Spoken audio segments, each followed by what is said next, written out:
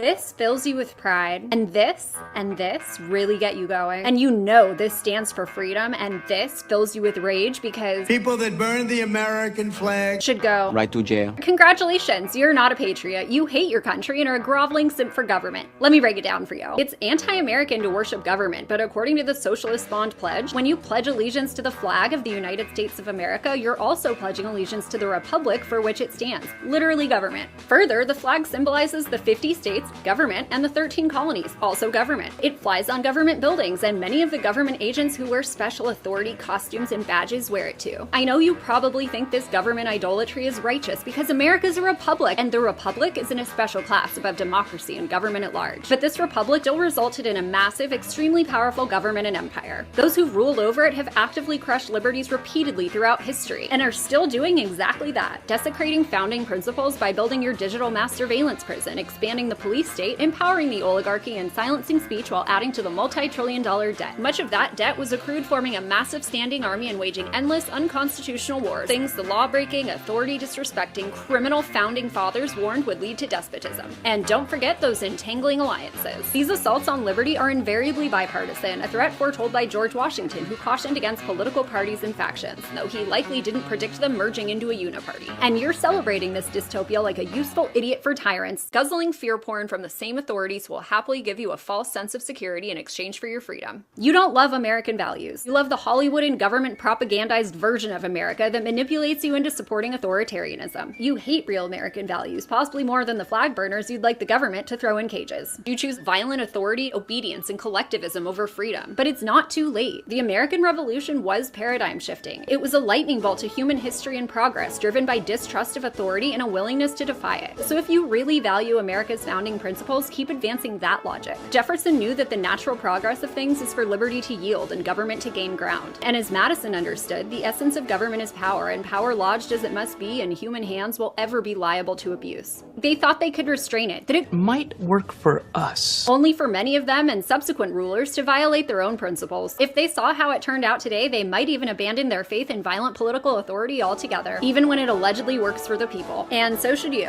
And if this all sounds like extremist heresy to you, great work. You hate America's founding values, are a traitor to its legacy, and probably would have been a Crown loyalist in 1776.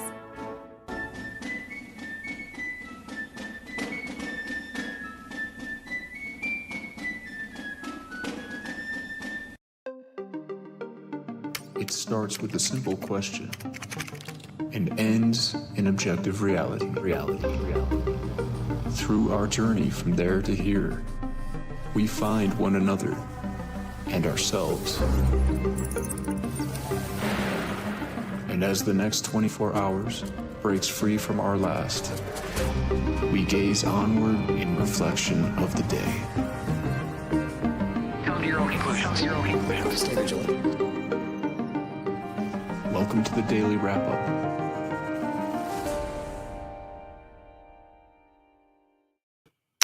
Saturday, July 5th, 2025. Thank you for joining me today. The outstanding Carrie Wedler, always knocking it out of the park. Just very well put and very, if you watch it, take your time and listen to it and think about the point she's making. It's all principle.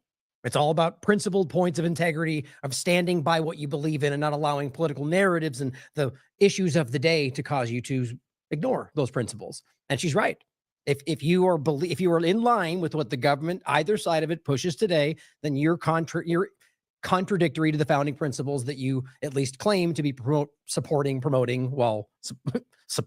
and supporting technocrats and fascists and despots and all the stuff taking over the world today. But we're going to talk about an important follow-up to the conversation of false flags, 4th of July. I figured it was a perfect day to go back, and I think we've done this, in a much deeper form more than once in the past, just going over the history of false flags, which is not necessarily what we're going to do today, but as it pertains to Israel, and not the full picture, but just because of what was going on July 4th, all the hype that was going on, and not in any way to argue that false flags are not possible, that don't exist, that you should ignore the possibility, but just to highlight, as always, the mainstream alternative media using truth in many ways, not always, but in many ways today, in order to manipulate you away from the much more important thing happening, or even weirdly enough, using that truth to hide that truth from you, as contradictory as that may sound. But we're going to go over the obvious history there that is just overwhelming and interestingly pertains a lot to U.S. history that most people don't want you to see today.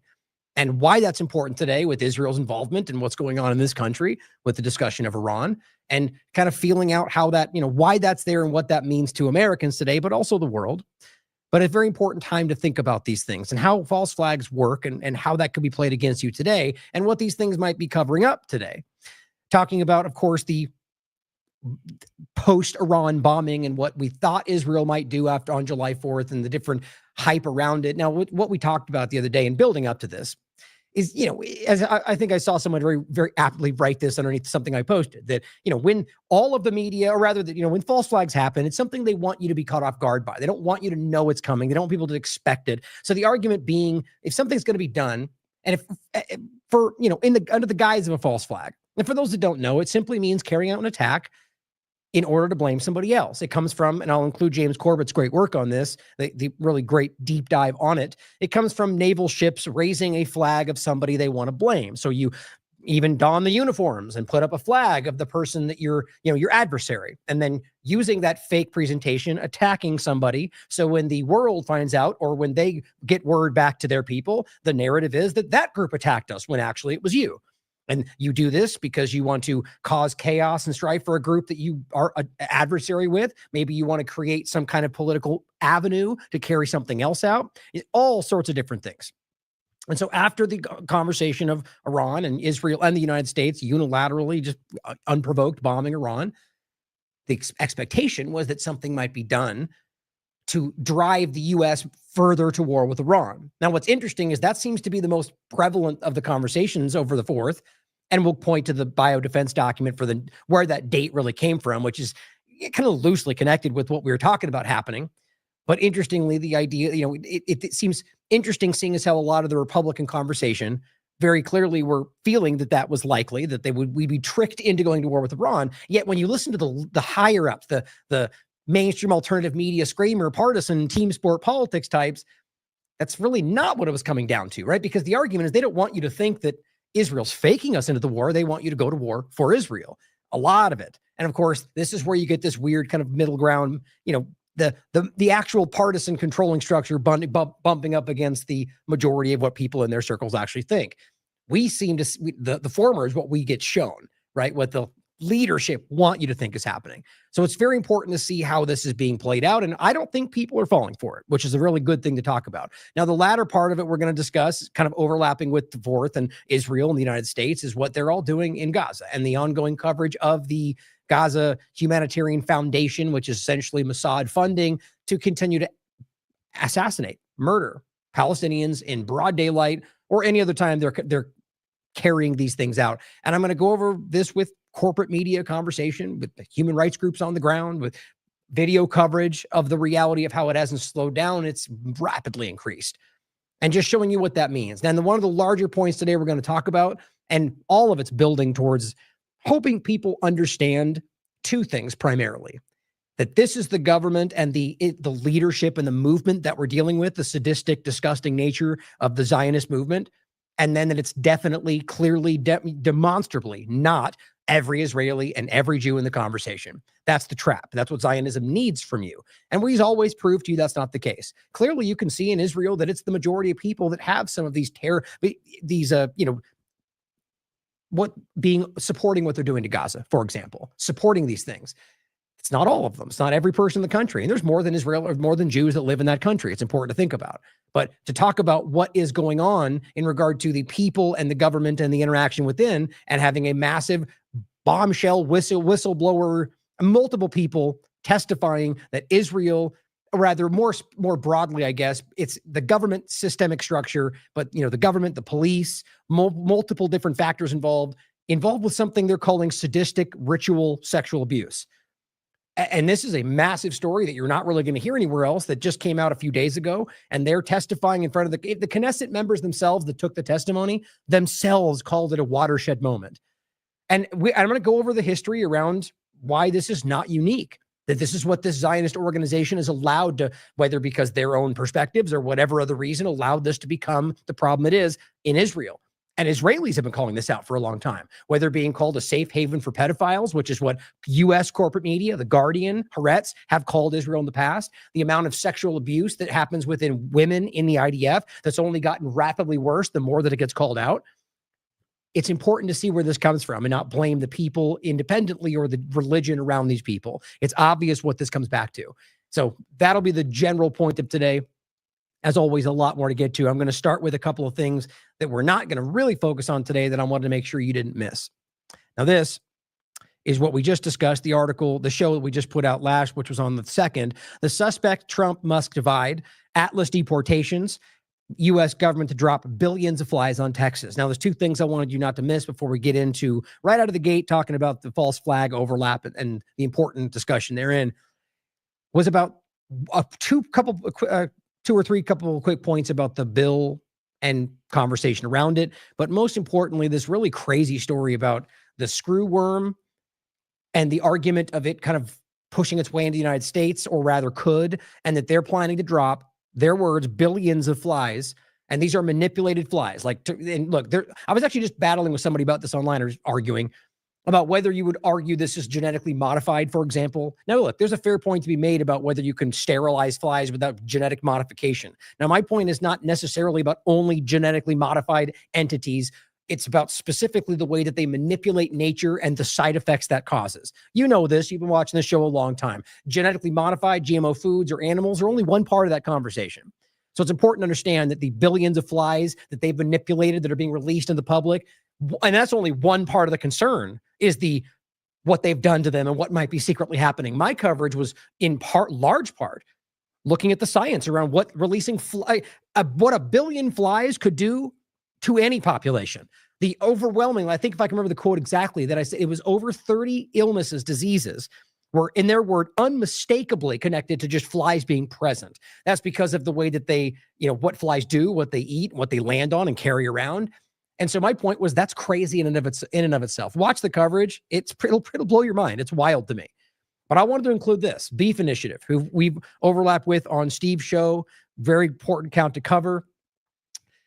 He writes, they're now censoring posts about the new screwworm. Okay, now for me, as always, we can't, something like this does not prove what you might be thinking. It certainly points in that direction and is very much evidence in that regard. My point in saying that is just to be objective. There's any number of reasons it could be, but this obviously jumps out at me. When there's a story like that and you start seeing censorship around just reporting about it, and this is coming from Merriweather Farms reporting about what they're seeing, and they get censored on Twitter for it. Merriweather Farms has been locked out of their account. And I just point out that I've been discussing this. And so the bottom line is that this is something we should definitely be paying more attention to if people are being censored from just discussing what they're engaging with, what they're doing, what they're seeing. My point is always about like I said, the first part about just the risk that comes from what they're doing, but the deeper story. We talked about the weaponized ticks at Plum Island. And I mean, this is what's clear for those that I rattle these off. These are verifiable information points. You can look these up for yourself. The idea that the U.S. government tried to weaponize ticks to deliver bioweapons. It's a real conversation. That's why Plum Island is basically off limits to people, or other, signs everywhere saying, do not come in here. The ticks everywhere. Or the conversation of mosquitoes, where we can see that. Flying vaccinators, that's a real conversation. Just type it in. It's a science.org peer-reviewed study, turning mosquitoes into vaccinators, or genetically modified insects and bugs and all sorts of things. And not just GMO, but the idea of manipulating them. And so then the question is, what else is happening around this story? And we have every right to wonder with what our government's done to us in the past. So the fact that they're censoring around this, I thought was worthy of note. So we're going to keep up on this story. If you see anything else around it, please let me know. Check Beef Initiative's account. He's been covering it. So interesting story. Keep an eye on it. Now, on the point of immigration, actually, that was another point I wanted to talk about as well as the bill. Just really quickly to point these things out. On the 2nd, there was a report that came out. Kilmar Abrego Garcia was tortured in the Salvadorian prison, according to court filings. which I don't think would surprise anybody. That place has a very obvious long history since it's been there of exactly that. It's been testified to plenty ways over. Even our own government made these points before. So the fact that he's coming back and admitting that, or other testimonies proving that, it shouldn't surprise anybody. But it just shows you what your government is willing to do and align with, rather. As we know that Bukele has deals with MS-13, and that's why they just sent back the leaders, or when they dropped the charges of all these leaders and sent some back already. Meanwhile, claiming they're going after MS-13 members and putting innocent people in jail for the claim, and then letting the leaders go because they made deals with Bukele and they're worried about what they might say in court. I mean, it's just insane what we're watching. Only blind people are pretending what the narrative that you're being fed is actually what's happening. The evidence is overwhelming around almost everything we're talking about today. But this is one thing I wanted to talk about on top of this was the idea that I keep forgetting to bring up. I brought it up early, but what else is going on with this story? It could be nothing. Maybe he just got caught up in all this, but he was tortured, right? So what does he have information on? Remember, because he's from El Salvador. So I'm wondering if there's more to the story, always have been, about why he was plucked out and what they were trying to torture to find out, or what maybe it was just because they want to torture people. Wouldn't surprise me. But the bigger point is what they're trying to hide from all this. We know the MS-13 gang member point. Bukele made deals with them and they don't want that to come out in court. But what else? So I want to just think about that as what they could have done to him and others that are there and what they're trying to accomplish, more than just the narrative we're being told. But on the surface of it, the fact that people who are, again, despite things you can, like the narrative is one thing. The evidence we can have, and even the court has shown, as argued, does not prove what they're claiming. In fact, double hearsay, in one case, physically impossible in regard to what they're claiming in regard to the trafficking. The evidence isn't there. So unless there's something we can't see that proves he's something they're claiming, the argument is he's not what they're claiming. And the point is willing to torture people or send them to prisons when they're not actually guilty. And he is one of the worst examples in the conversation, if not just because of their claims. There's tons of people. Remember, like 70%, give or take, of the people they originally sent, innocent people, no criminal record, most of them here legally, either visa, green card, or in the process of one or the other, which all matter. And that's what they're doing to people. On top of that, U.S. has now expanded militarized zones to 1/3 of the entire southern border. We're being locked in, it seems. This should matter to everybody, seeing as how this has become something that's, right now the narrative is what's driving this. What's the actual logical point here? You realize they're building out the biometric border fence dynamic that they talked about. This is not, in my opinion, even remotely about immigration. We also have this from Common Dreams. Careful what you post. ICE is expanding surveillance of social media critics. This is not even remotely secret. Okay, this is they're citing in this Intercept article as well. This is what and you think that has to do with just immigrants? I mean, even Trump has multiple, 6 times now argued that U.S. citizens were on the chopping block. We now have heard about them making it a priority to go after U.S. citizens. Yes, they're talking about naturalized when they floated out, but then Trump, when asked directly, said the ones born here too. It's obvious where this goes. Now they're spying on everybody. And you realize ICE is the excuse. ICE is becoming the national police, it seems. Here, same point. ICE seeks proprietary data and tech to monitor up to 1 million people. Yeah, Palantir, overlapping. They're all working together. This is building into something that you probably never expected if you only thought this was about immigration. ICE budget now bigger than most of the world's militaries. Are we still pretending this is not the most obvious thing in the world? It's obvious what this is. It's clear where this is going unless you blind yourself to the words of politicians. Maybe they believe them. How often has this worked out for us, whether politicians believe their words or not, when you trust what a politician tells you to think? We also have Breaking 911 reporting third, Pentagon deploying hundreds of Marines to Florida, Louisiana, Texas. Look at how quickly that escalated. What was it was first just because of certain situations and we're only advising. Now we've got Marines deployed to Florida, Louisiana, Texas, and God knows what else. This is not just, this is going well beyond a violation of the Posse Comitatus Act. This might as well be martial law. Now, can you imagine if this was a person with a D next to their name? How much these people out of everybody would be screaming, and they should be screaming now. Should be screaming either way. Now, on the bill, and we're going to talk more about that as this continues. I'm just hoping we're not losing sight of where this is going. On the bill point, again, it's like every single thing the team sport politics Republicans, not all conservatives, because I'm seeing most of them call this out at this point. They want you to, like every promise that's being made, they just tell you the spin. I mean, they are the government at this point, guys. Like we're talking about with all these conversations, they're coming out with government PSAs, acting like they're the rebels fighting the deep state. The point is that this is I could list it off. This is the opposite of what we were promised. Government spending, everything, larger government. This is the other direction. And as Truth Stream Media aptly points out, somebody just asked, what's your thoughts on BBB? She goes, by BBB, does he mean Big Beautiful Bill or Build Back Better? I can't really tell the difference anymore. Speaks for itself. Because if you pay attention to the nonpartisan objective media, that's what a lot of us have been telling you. Whether it's because of the BBB or not, it's obvious this checks all the same boxes with a slightly Republican slant to it. That's it. Michael Tracy also points out, and this is just to remind me of this general point, the Golden Dome point, or 100 other things we talked about within the bill that aren't really getting focused on. There's 1,000 reasons the Golden Dome discussion is it's a sleight of hand as far as I'm concerned. He says, of course, the least controversial component of the big beautiful bill, which I can't believe we're all still saying that hardly anyone's ever noticed or talked about, is the first tranche of $25 billion for this ridiculous Lockheed Martin boondoggle that's about to spur a global arms race. Now, just to record, the only reason I said it is because he wrote it. I'm going to call it the spending bill. I don't know why we keep using the clumsy framing. I think it's just funny I think they just like to see how we follow along.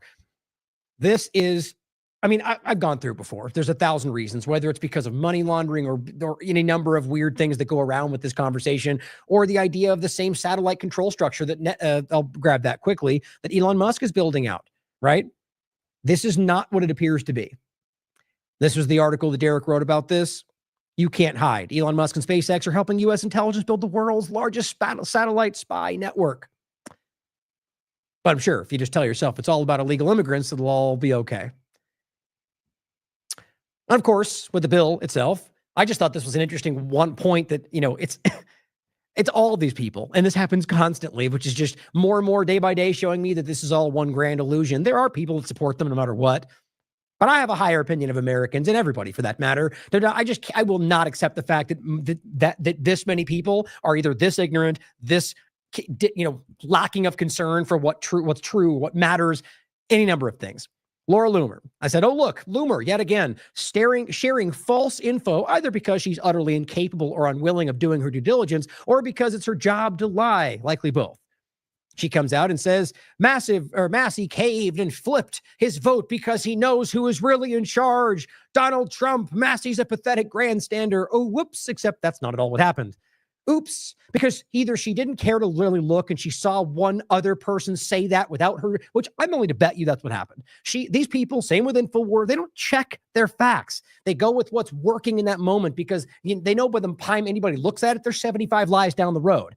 The point is, there was a vote in order to put the debate to the floor, which he said yes to. Not the bill, but the debate.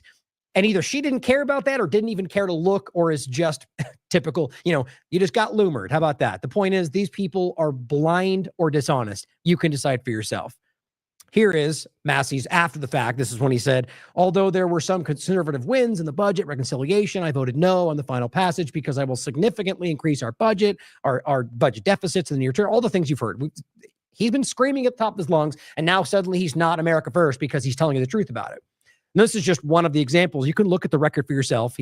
She's wrong. I just think that's hilarious and still will probably gain tremendously from it because this broken system is dumping resources in their laps because they're telling. It's like we've always talked about. If I wanted to make money doing this and just wildly gain, I would be screaming partisan talking points, probably supporting Israel, all the same things you see, because even when you're wrong, it obviously benefits them. But see, I care more about the truth and my principles and integrity. And you know what? What I care more about in most of these, those things, as well as the fact that you guys see that we talk, that this gets real information out there. And people actually discuss these things. There's a real network of information flowing around all of these screaming partisan narratives that I think it represents the majority, but the system won't let you see that.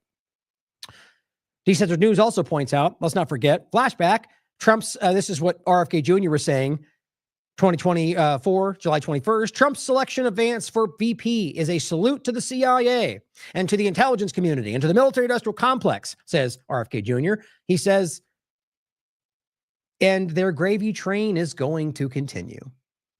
Yeah, and then he decided to join them because that all makes sense, right?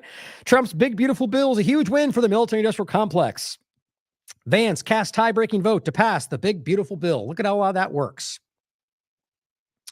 Okay, now back to the point we started with.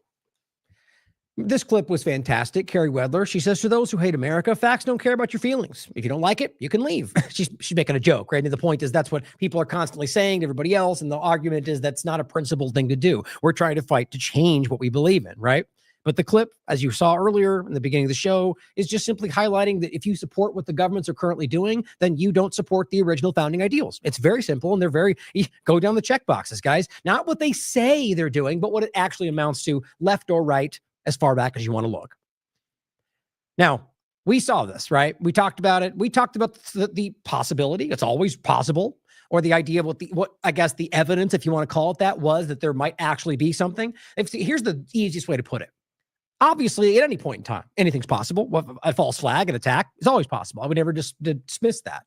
But other than the biodefense document, which is here, which we showed you, only once, because as I said at the time, we talked about the exercise. We talked about the possibility that this could be floated, predictive programming to get you to look at July 4th. But other than that, and I looked, guys, there really wasn't much else to make you think it was going to happen on that date. And on top of that, this was about a biological overlap. We were being just told and discussed was Israel and Iran and the false flag therein, which could have included that. But it was flimsy to me. So what did I do? I said, this is possible, sure, but we're going to leave it there until we have more evidence, because that's what a responsible person would do. So what we got, though, was this hair on fire reporting for weeks and weeks, well before this, about how there was possibly, if not going to be, a July 4th false flag, which, okay, so like I said, certainly possible. But the relentless, constant reporting from all the different people doing that, it's not about reporting, as you well know, because as I said, there was really no evidence other than that suggested point. And then what? The government everywhere, Tammy Bruce and everybody else coming out and going, watch out on July 4th because there's okay. So when did the deep state fighting rebels start blindly taking at face value what the government reported? About things like events and false and attacks from foreign governments, or how about just anything? I mean, you know the answer to that. It's obvious what's happening. Whether they've been convinced that this is the good guy team or not, they're part of that problem. Like I said, they might as well be putting out PSAs for the government when they start hyping things that are nothing but their narrative, right? Even if your deviation, is that ultimately you're saying that that's going to be the trap, right? They're saying it's going to be an attack by a foreign country, and you're secretly going, well, it's going to be the other false flag around. You're still pushing the idea that there's going to be an event, and that's really what it comes down to. So I simply said today, how did everyone enjoy the false flag yesterday? Or were the screaming partisan hacks wrong again? So I'll include this, by the way, and we've talked about it. You can look through. I don't know if it's searchable. Yeah, right there. So it's simply saying the bioterrorist attack of July 4th, which then would, like we talked about. And by the way, one thing that this platform's talked about a lot is the worry, not the prediction, the worry. Well, I mean, you could argue it's a prediction in the sense that I'm worried that might happen and it seems likely it could come around, but not that I have any evidence to predict that it might come tomorrow. The idea that there's going to be something that kind of converges these things, right? A terrorist attack, about biological discussion, and involving some kind of right-wing terrorist. Like that seems like that old kind of a vanilla ISIS push we've been seeing build for a while. But that was all we got. And as far as I could tell, nothing kicked off yesterday. So it just makes you think about why, the focus on the date. Like, why would that be the case? And even in the past, I don't think I remember one other than even like a 9/11 that was very close, where it was predicted to be exactly on that date. But let's not take too much time on it. The point was simply that it did not happen, right? So let's talk about what we were seeing in that regard. And then we'll get into the history of this that I think is things we saw right before, and the obvious history of Israel's involvement in false flags, and the U.S. for that matter, which would be arguably a lot longer, in my opinion. But Alex Jones, this was on June 10th. And like I did with the World War III thing, you can go back a lot longer than this and see how this begins to become just a practice, right? Because that's what you do when you're hyperbolically constantly, getting people worked up about that. That's a business model. But it says, June 10th, bottom line, the Democrat-controlled deep state, which I always make fun of because that's a very silly, naive, the idea that the deep state's we're going to overtake the one side and then just hope that we win every time. It's just so dumb. And the idea is simply, obviously, that these people are all, if the, whatever the deep state, an unelected power structure wouldn't arguably represent anybody in the congressional discussion. It'd be the ones around them controlling everything, dictating the technocracy, corporations, lobbies, or Israel, however you want to look at it. To make it about the Democrats is just so ridiculous, even based on his previous coverage. If anything, it's going to be all of these people involved in what's happening. But my point is the same. These people are largely likely. I don't even think half of Congress, if not all, are even aware that they're being played. That's how this works. But my opinion, he says that they're planning to launch a false flag, frame Trump to launch massive civil unrest. Well, it's a very broad, ambiguous argument that just openly sets you up for the worry that we're going to be hit, which is exactly what the government wants. The idea of civil unrest, the idea that they're blaming the left. So it's a divide and conquer tactic. And Patrick Bet-David, the intelligent reporter, has Democrats all figured out. They're desperate for the next martyr. Oh, yeah, he's got them all figured out because he's repeating your lazy argument that you all go, the Democrats did it. Well, he's so smart. He's got it all figured out. Well, how about June 13th? False flag terrorism alert. The neocon CIA are now putting out the talking point that Iran will activate sleeper cells and launch terror attacks. And you see how careful it is to say it like as if you don't believe it, despite your coverage for the next week or more than that, basically reporting that that's what we should worry about or having people on that tell you that that's what we should worry about. Very clumsy, but it works for some people. This is all the hallmarks of a false flag event to bring the U.S. into the war, even if the Islamic dictatorship tries to capitulate. See? So that's always like, even if those, like it was like before saying that somehow they were going to fake one, blame it on Iran, as opposed to the idea that they would attack. Like it just doesn't make any sense when you look at it. The Islamic dictatorship tries to capitulate. The bottom line is hyping about the false flag that didn't happen. Building and building and building and building for today, which is what it's all pointing to. And that's what it was about. Even right then, if you look into it, you listen to it, it's talking about the July 4th upcoming event, the sleeper active, all straight from the government. Here is June 17th. Middle East false flag alert. Intel points toward a staged attack on the Nimitz. Remember, we had that brief kind of deviation when we started talking about the ships being sent out, right? That didn't happen either, which I said the same point then. Worth considering. I mean, it seems like an obvious target, but why then would they do it when everybody's looking, when everybody said that's pretty the one's about to retire, okay, but then again, nothing happened. Now, yeah, fair, it's just an alert, fair enough. My point is, what is the evidence to back up an entire point? And when you look at this, do your due diligence. It's not one example. It's later in the day, the next day, 3 more times the next day, constantly bringing people on to tell you why they're absolutely certain. My sources tell me the Nimitz is next. And you know as well as I, that's what this always comes down to. And it didn't happen. As opposed to reporting of responsible reporters by saying that's something that's possible. Here's what the facts are. Let's wait for more to go on. That's it. Here is June 24th. Blueprint for globalist fake attack. Globalist, right? Like he's not completely everything he's doing today leaning into that globalist, technocratic, Zionist overtaking of everything. All right. Well, how the New World Order and the North American Union and all these different points we're talking about, Trump and everybody aligned with Davos. Yeah, but those things don't matter. Let's make it only about the things that we, Palantir is a small left-wing thing. Don't worry. It's not actually part of the overtaking digital. It's just sad to watch how obvious it is. And the people that like to pretend to call it out before suddenly pulling all their punches. Microsoft Mossad-funded NCRI censorship group has been preparing for over 2 weeks to censor and ban anyone who questions the upcoming false flags to be blamed on Iran. Where's that? I didn't see any of that. A lot of big claims, but I don't see any of that actually happening.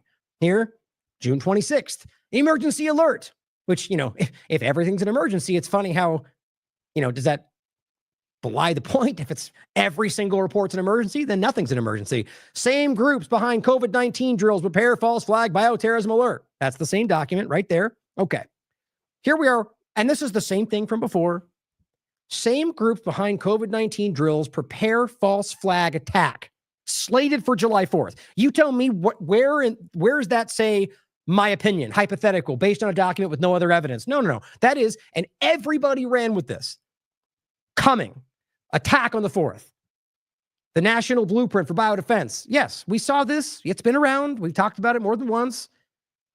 But you can't claim that you know that these groups are going to do that. That's irresponsible. But it's not about irresponsibility. It's about pushing the narrative for the government. June 29th. Is America facing a new 9/11 on July 4th?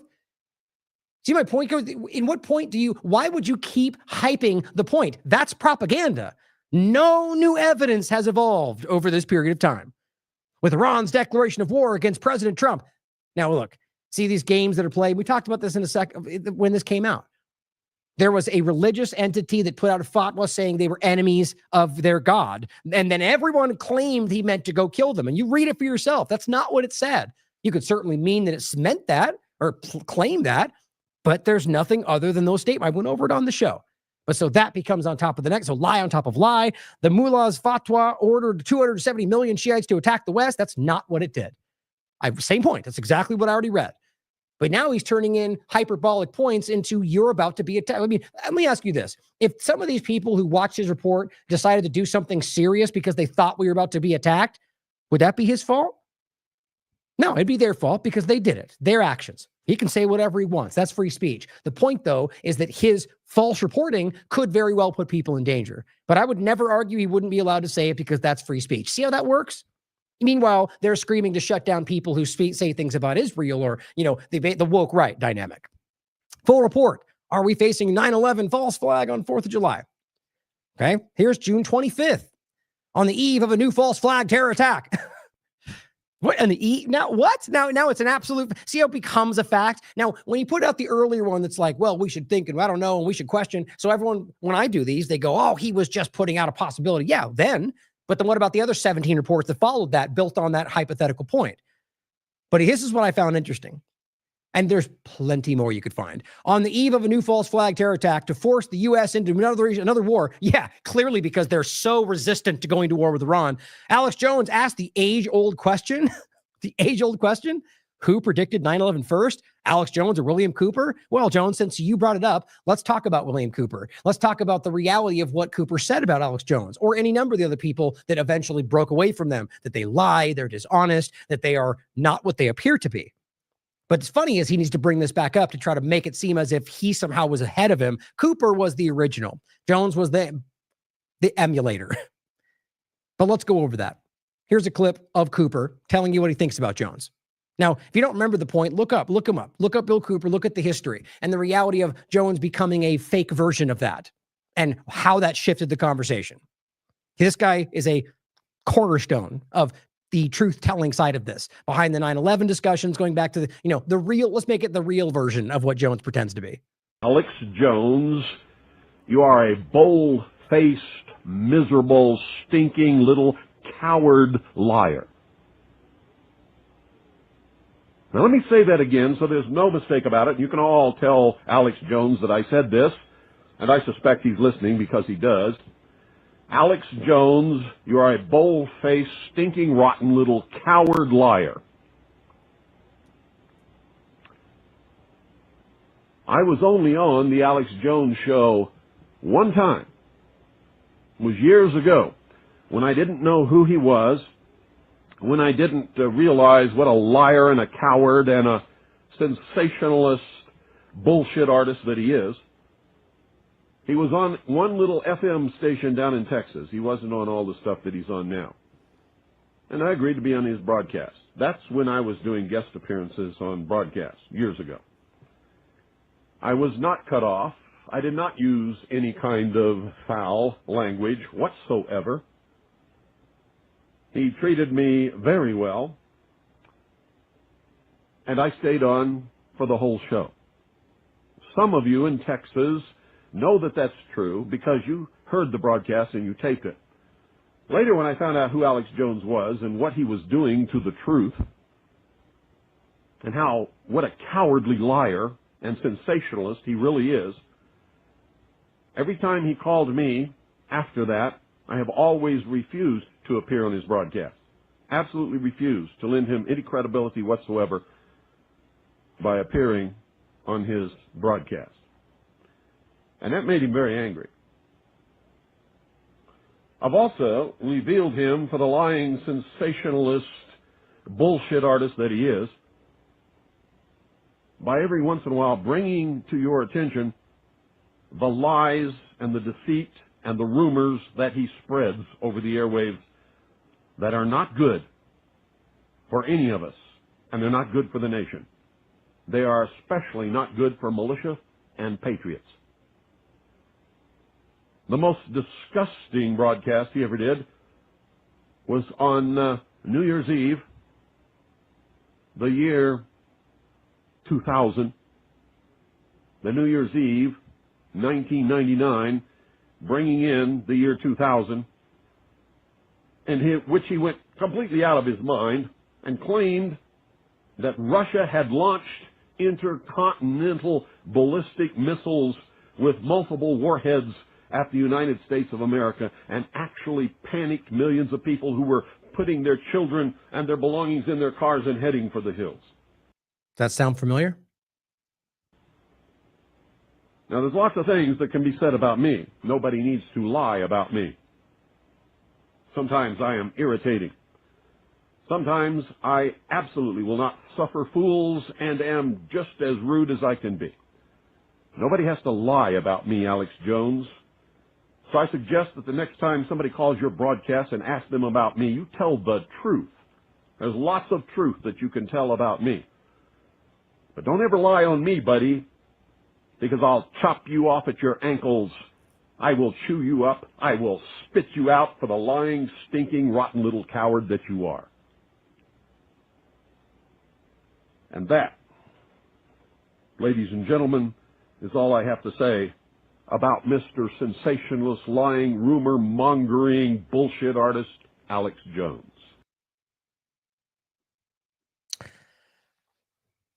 Hard to deny. I mean, I don't think there's very few people in this field that don't know who Bill Cooper is. I don't know why that doesn't have more standing in the conversation, and this one as well, since we played them, because the point is to think about this, right? These different examples of all the different people that would say the same thing, or example of the people that no longer go on a show, someone like David Icke, who he really tried to patch that up, and Icke has principles. The point is to recognize, and the point is the reason I'm playing this, and to highlight that this is not about saying, let's poke it down to make it about Alex Jones. It's about what the agenda is and what his role is and why it's important and why Bill Cooper felt it was important to call out. That's why we do this, because it's a very clear central role, and people like a Loomer, like him, are playing this role. It's my opinion. Point out where I'm wrong. The bottom line is about trying to show people how they are being played into this. And here is another example of the people that work along them. And the point is the clip about scaring people about the attacks. There's a reason that worked for the government. There's a reason that they need things like that to keep you divided, to keep you in fear. And that's what's going on. I am going to share a community story from our friend Richard Grove when he was at the InfoWars studio behind the scenes because of his documentary that he just filmed making State of Mind. And the commentary that he gave, observing that studio firsthand, was that they don't check their facts. They basically just run with it, and they do it way too fast. It's the same reason that, David Knight left the organization, because he's And it goes on. You've heard it before. But the point is, it's not, Greg Reese, David Knight, True Street Media, Jason Burmis.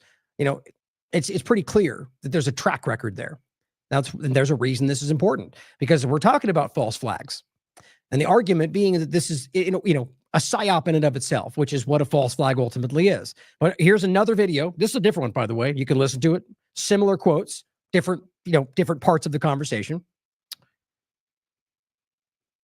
And then ultimately, after the false flag fourth didn't pan out to be what the hype was, it got rapidly shifted at the end of the day into the idea that maybe the weather in Texas was a weather weapon, which again, I'd never disregard that possibility.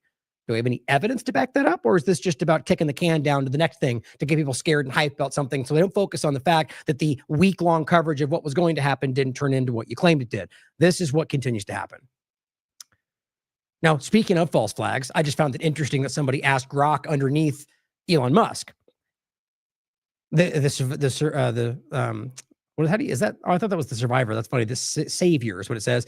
Hey, Grok, is Israel a terror state? Yes or no? And it says, no, Israel's not a terror state. Of course, Grok has been being called out lately by a lot of Republicans, in fact, about how it's really just it controls consensus. It's not really about, what I've been trying to show you. That's what always verify these things. It's a tool, as we talked about on our podcast with the IMA. There's clearly uses for it, but it's important never to take these things at face value. And it simply says, asked about the, if true, it's saying, Is it true that the Israeli military intelligence services have been operating following the modus operandi commonly known as false flags? And it says yes. Even Grok, without even real priming, says yes, there are confirmed and alleged instances of Israeli intelligence using false flags. You'd be surprised, actually. The ones that Grok seem to think are the ones confirmed, which I think a lot of these are confirmed. I know a lot of these are confirmed. They talk about the one everybody knows, the Lavon affair, for the most part. That's one of the most famous and is very clearly proven. You can look it up everywhere. Or this one, which I think is very important for today, Mossad posing as CIA to recruit terrorists to use against Iran. Well, isn't that very relevant? And that's one that even Grok will tell you is absolute. But it goes on to alleged USS Liberty. Are you kidding me? Of all of these, to say that's the alleged one when you have living members that were there who still tell you exactly what happened, but it shows you what Grok is about, right? But it's just interesting that even Grok will tell you that, yes, that's the case. So here's to start with this one, because this is just relevant now. And this is just a report, remember, from Tehran Times.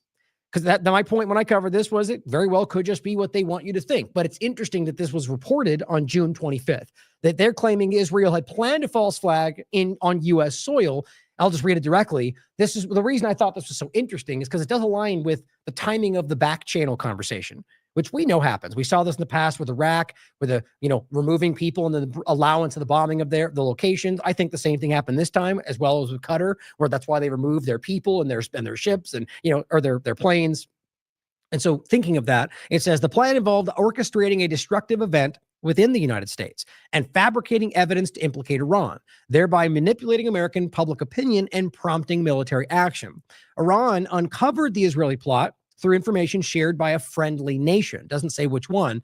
Upon learning of the potential attack, they sent messages to U.S. officials who they claim then stopped it from happening. So that seems, if true, and it's very big if, it's just a report, it suggests that there, two things, that they're talking back channels and that there's a side within the United States that understands what Israel's trying to do and understands the control it has over our government. That's the way I would read that. And that's why they went around them to this back channel and they were able to stop it and nobody reported that, if that's the reality. But so that being an if, let's talk about the facts that we can prove, right? The history of what we do know. And this is even a study on the Lavon affair, how a false flag operation led to war and the Israeli bomb. Now, this is just the way they're framing it. The point is that there's a lot more to the story if you really want to get deep into it. Today is not the time for the individual coverage. Maybe we should do that going forward. But just to go over briefly some of the different events that are undeniable. And this is just their abstract. The Lavon affair, a failed Israeli covert operation directed against Egypt in 1954, triggered a chain of events that have had profound consequences for power relationships in the Middle East. The affair's effects still reverberate today. Those events included a public trial and a conviction of 8 Egyptian Jews who carried out the covert operation, two of whom were subsequently executed. A retaliatory military incursion by Israel into Gaza that killed 39 Egyptians. Why? Because they got caught? Pretty much. And this is the idea what Israel continues to do now, where they get pushed back from Iran, so they start bombing Gaza, bombing Lebanon, bombing Syria, in order to just, I guess, show you that they're strong as they're actually demonstrating their weakness. And it says a subsequent Egyptian Soviet arms deal that angered American and British leaders, who then withdrew, and this is one of the other points of note from this, who withdrew previously pledged support for the building of the Aswan Dam, the announced nationalization of the Suez Canal by Nasser in retaliation for the withdrawn support, and the subsequent failed invasion of Egypt by Israel, France, and Britain in an attempt to topple Nasser. In the wake of that failed invasion, France accelerated its ongoing nuclear cooperation with Israel, which eventually enabled the Jewish state to build nuclear weapons, which is much more of that story, as well as with the U.S. There's arguments one way about involvement, or rather that it was taken, or, through espionage, Israel stole it, which is what I think the reality is.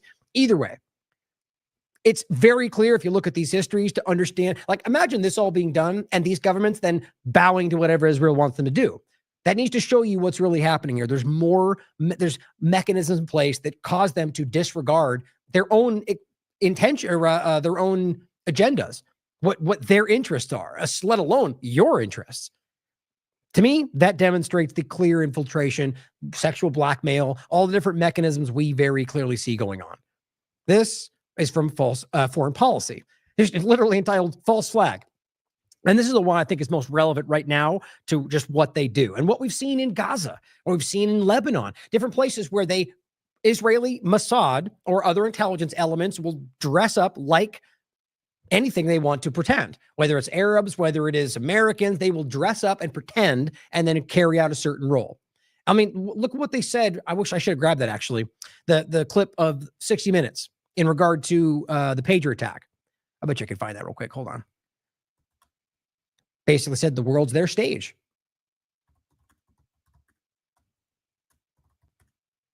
Since this pops up, it looks like Tucker Carlson's going to be interviewing the Iranian president, and it is just hilarious watching how, which I think is great, good, interview him, get the conversation out. It's not going to be what they want you to hear. What's interesting is how everyone's losing their minds about it, calling him not America first, and it's just, again, it very well could be legitimate. I hope it is. But I just at the very least be on guard for this kind of orchestrated division, which creates this new party. It seems like that's building.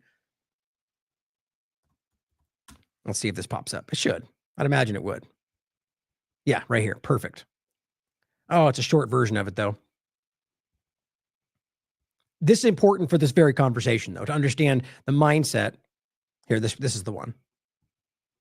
Okay, so let me play this for you. So what basically this is and I'll grab that article we covered, or the show we covered it, about the pager attack, where they put technology out into the world and let it sit there for years and then executed a terrorist attack that killed and maimed mostly women and children. And then after 60 Minutes decides to talk to them about this. Imagine if this was anything Muslim that carried this out for whatever, no matter how legitimate, even if they were literally in the midst of a war and this was a legal act, terrorism, and you damn well know it. But here they carry out one of the most visible and very textbook examples of terrorism. And this is what they do. They sit down and have a casual conversation about it on 60 Minutes and then frame it as if it was something positive. But the point is to think about what they're saying right here and what this means for how Israelis, rather specifically the Israeli Zionist government and their intelligence apparatus, how they view the world, not just in their country, but your country. How did you convince Hezbollah to buy this? Well, obviously, they didn't know that they were buying it from Israel. Who did they buy it from, or think they were buying it from? We have an incredible array of possibilities of creating foreign companies. Right there. That is exactly what we're talking about in regard to the Israeli government creating companies under the guise of them being normal companies of retired military intelligence, and then absolutely on the record not being anything but Israeli intelligence fronts all over this country like it has the chicken pox. It's easily proven. They admit it. They flout it. Rather not flout it, but they promote it. They flaunt it. That's what I was looking for. It's just insane to me. And then this comes out and we don't connect those dots. But again, this is why most average people have long since connected these dots. And this is all, I think they're flailing right now in this rapidly changing conversation. We have an incredible array of possibilities of creating foreign companies that have no way being traced back to Israel. Shell companies over shell companies who affect the supply chain to our favor. Wow. We create a pretend world. We are a global production company. We write the screenplay. We're the directors. We're the producers. We're the main actors. The world is our stage. This is Mossad's old office. Its motto from Proverbs 24:6 says in so many words, wage war through deception and trickery, kind of like the CIA's smoke and mirrors, which is what this operation was all about, starting with those walkie-talkies. But walkie-talkies are only worn in battle. So Mossad began developing a... Oh, what a horrible... They were pagers. Pagers, which doctors and children, and she damn well knows it. Coward. Kills me. Or propaganda, and she doesn't even know what she's being told to say. Just as bad as far as I'm concerned. Makes me sick. So the world's a stage. They can do what they want. They can make companies all over the world and not trace it back to them, but that's totally okay, right? Not right now, not for most Americans, but your government does not care. So here's an example of what they've done in the past. A series of CIA memos describes how Israeli Mossad agents posed as American spies to recruit members of the terrorist organization Jundallah to fight their covert war against Iran. Buried deep in the archives of Americans' intelligence services, right? Why don't we know about that? In the context of mass awareness, why don't we know? Why don't we talk about how Israel pretends to be Americans to carry out terrorist attacks to blame on Iran? Because that wouldn't work for their narrative, would it? Look at this. Describe how Israeli Mossad officers recruited operatives belonging to the terrorist groups by passing themselves off as American agents. According to 2 U.S. intelligence officials, the Israelis, flush with American dollars, touting U.S. passports. Where do you think that comes from? Posed as CIA officers in recruiting these terrorist organizations. What is commonly referred to as a false flag operation. Not a secret, guys. Here is one you've heard before. Afshin Ratsani from Going Underground shared this one. Annie Macon, a former MI5 intelligence officer, explains how Israel bombed their own embassy in London in 1994 to frame Palestinian activists. Yeah, none of this is relevant to today, is it? A false flag attack in London in 1994, where a car bomb exploded outside the Israeli embassy. The senior MI5 officer who was in charge of the investigation into it and had seen all the evidence but also all the intelligence, which isn't necessarily admissible in court, wrote his formal assessment at the end of the case, and he said he reckoned that Mossad, the Israeli external intelligence agency, had bombed their own embassy. And he said that they did it for 2 reasons. One, they were always hassling MI5 for increased security around their embassy and other interests in London, because, of course, London had a reputation of giving safe haven to Arab dissidents from around the world at that point. And MI5 kept saying, well, there's no reason to increase the threat assessment. You don't need extra protection. So letting off a controlled explosion outside, of course, they immediately got what they wanted there. But crucially, 2 innocent Palestinians were arrested, charged and convicted of conspiracy to cause that attack. And they were very active in a Palestinian support network in London, political campaigning for the people on the West Bank and the Gaza Strip. And they were gaining some traction in the media. They were getting quite a lot of support. And that's the point, you see, because they see the momentum of people being, recognizing genocide, recognizing who they really are and what they're doing. And the Palestinian people standing up and saying, that's not okay. So these people are getting momentum because people aren't stupid. And they're finally seeing it at that time. What do? Well, they frame them. They create an attack and they blame these people because, well, Palestinians are terrorists, aren't they? That's the loomer side of it. That's the joke. That's what they do. And at this time, it worked. And today, I think they've lost control of that entirely. But just recognize how easy it is because of the governments, because of the media, because of this apparatus. So, on that same note, take a moment and recognize how much good we have done, all of us. Recognize that people are not buying it with everything they have, the money and resources and all the media, all of the governments. And yet, nonetheless, we don't buy it. You have to realize what an important moment that is. So by arresting these people and framing them for an attack and sticking them in prison, the whole network just shattered and hasn't got back on its feet to this day. So that would be a clear political advantage for Mossad to have achieved in London by framing these innocent people for an attack which was carried out by Mossad. Here's one you've seen. It's a different clip of the same discussion. And it's a little bit weird. It's like a little, it seems like they tried to speed up the clip to make it go on Twitter. But this is Avi Shalom. I've heard it pronounced both.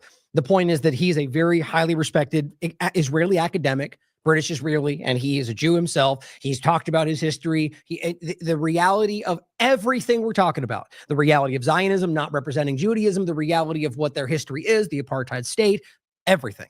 He is very famous for continuing to have principles and integrity and call out what's actually going on. This is one of his discussions as an academic who studied this as a Jewish person himself, who came from Iraq, of what Israeli Zionists were doing to the Jews in Iraq, as well as everybody for that matter. And let's not even forget that I didn't include today the UN documentation that proves that these Zionist organization did not want the European Jews. They in fact made sure, it just shows you that it's all such a complete manipulation. Today, we're talking about false flags. What he's telling you here is that the Zionist organization bombed Jews in Iraq to drive people into the state of Israel and rationalize its existence. It started this way. Before the emergence of the State of Israel in 1948, there was a large number of Jews living in the Arab world, something like 800,000. And there were Jews in Lebanon, in Syria, in Egypt, and Iraq. Living peacefully, by the way, before Zionism came in and became Israel. Zionism came on the scene.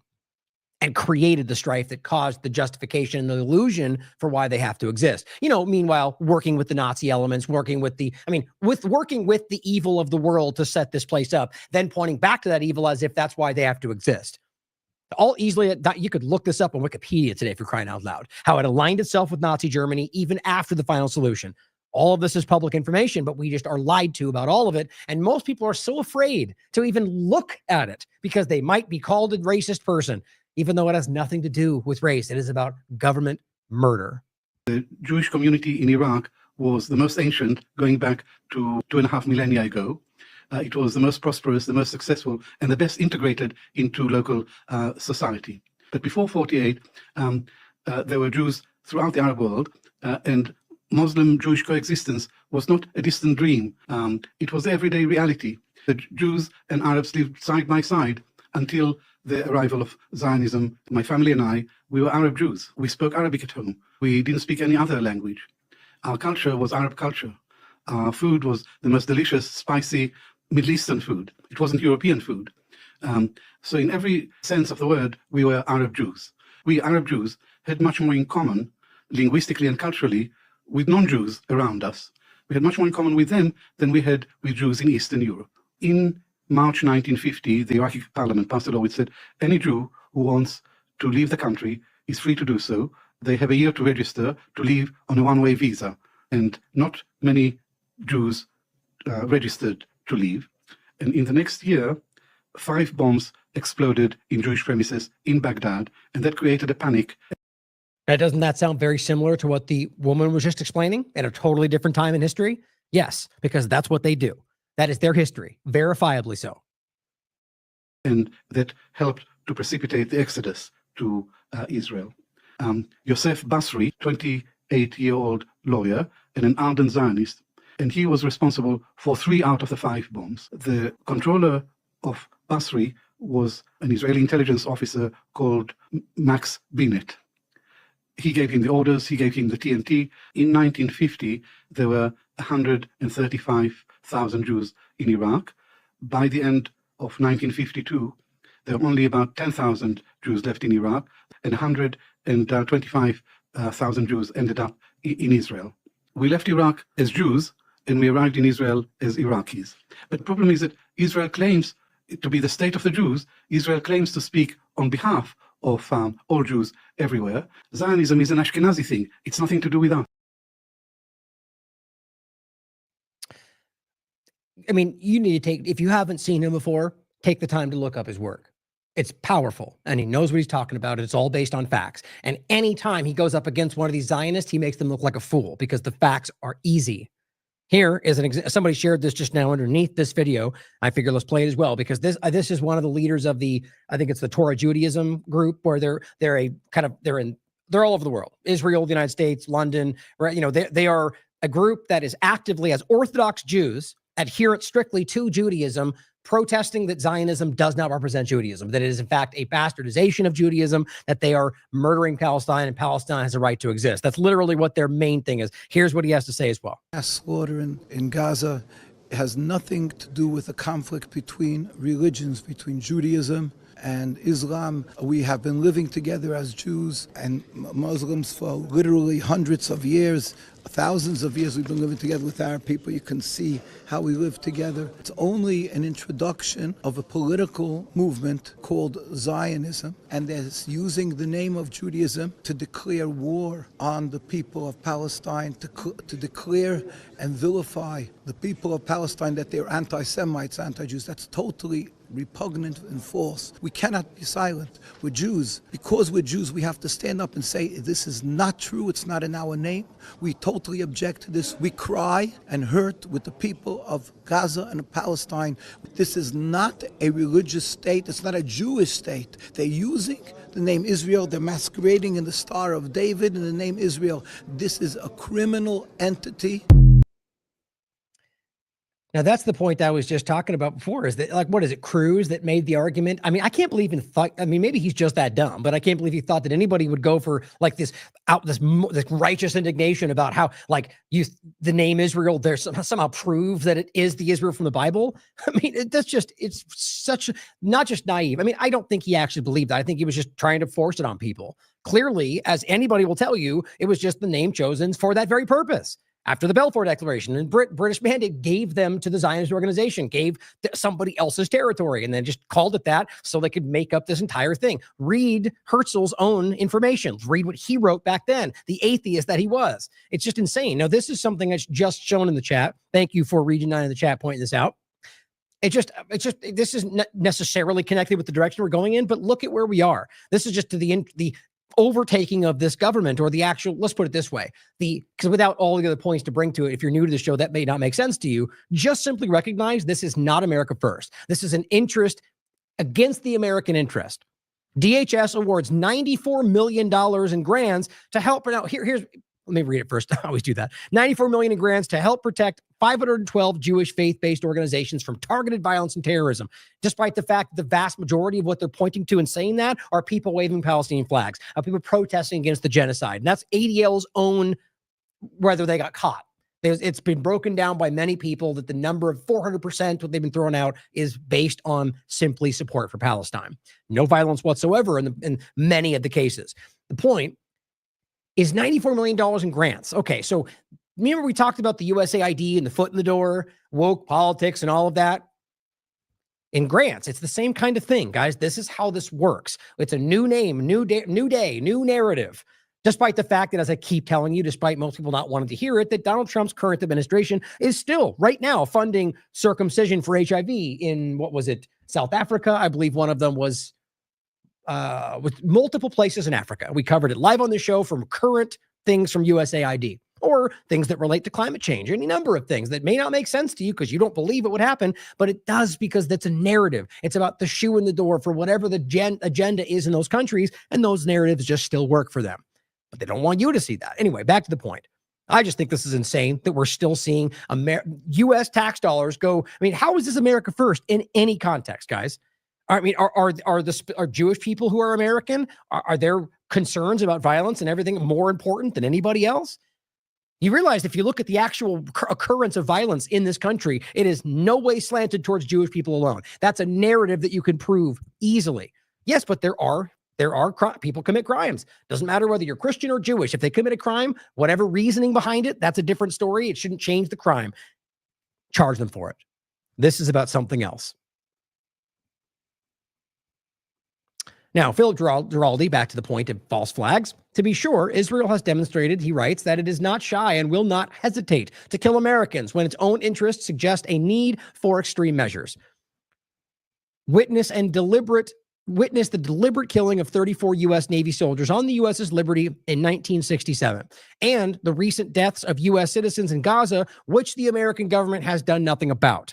Israel knows it can get away with murder, both figuratively and literally. And even though the American people might be sick of the slaughter of Palestinians, the Israel lobby knows that it has the support of both Congress and the media, no matter what it does.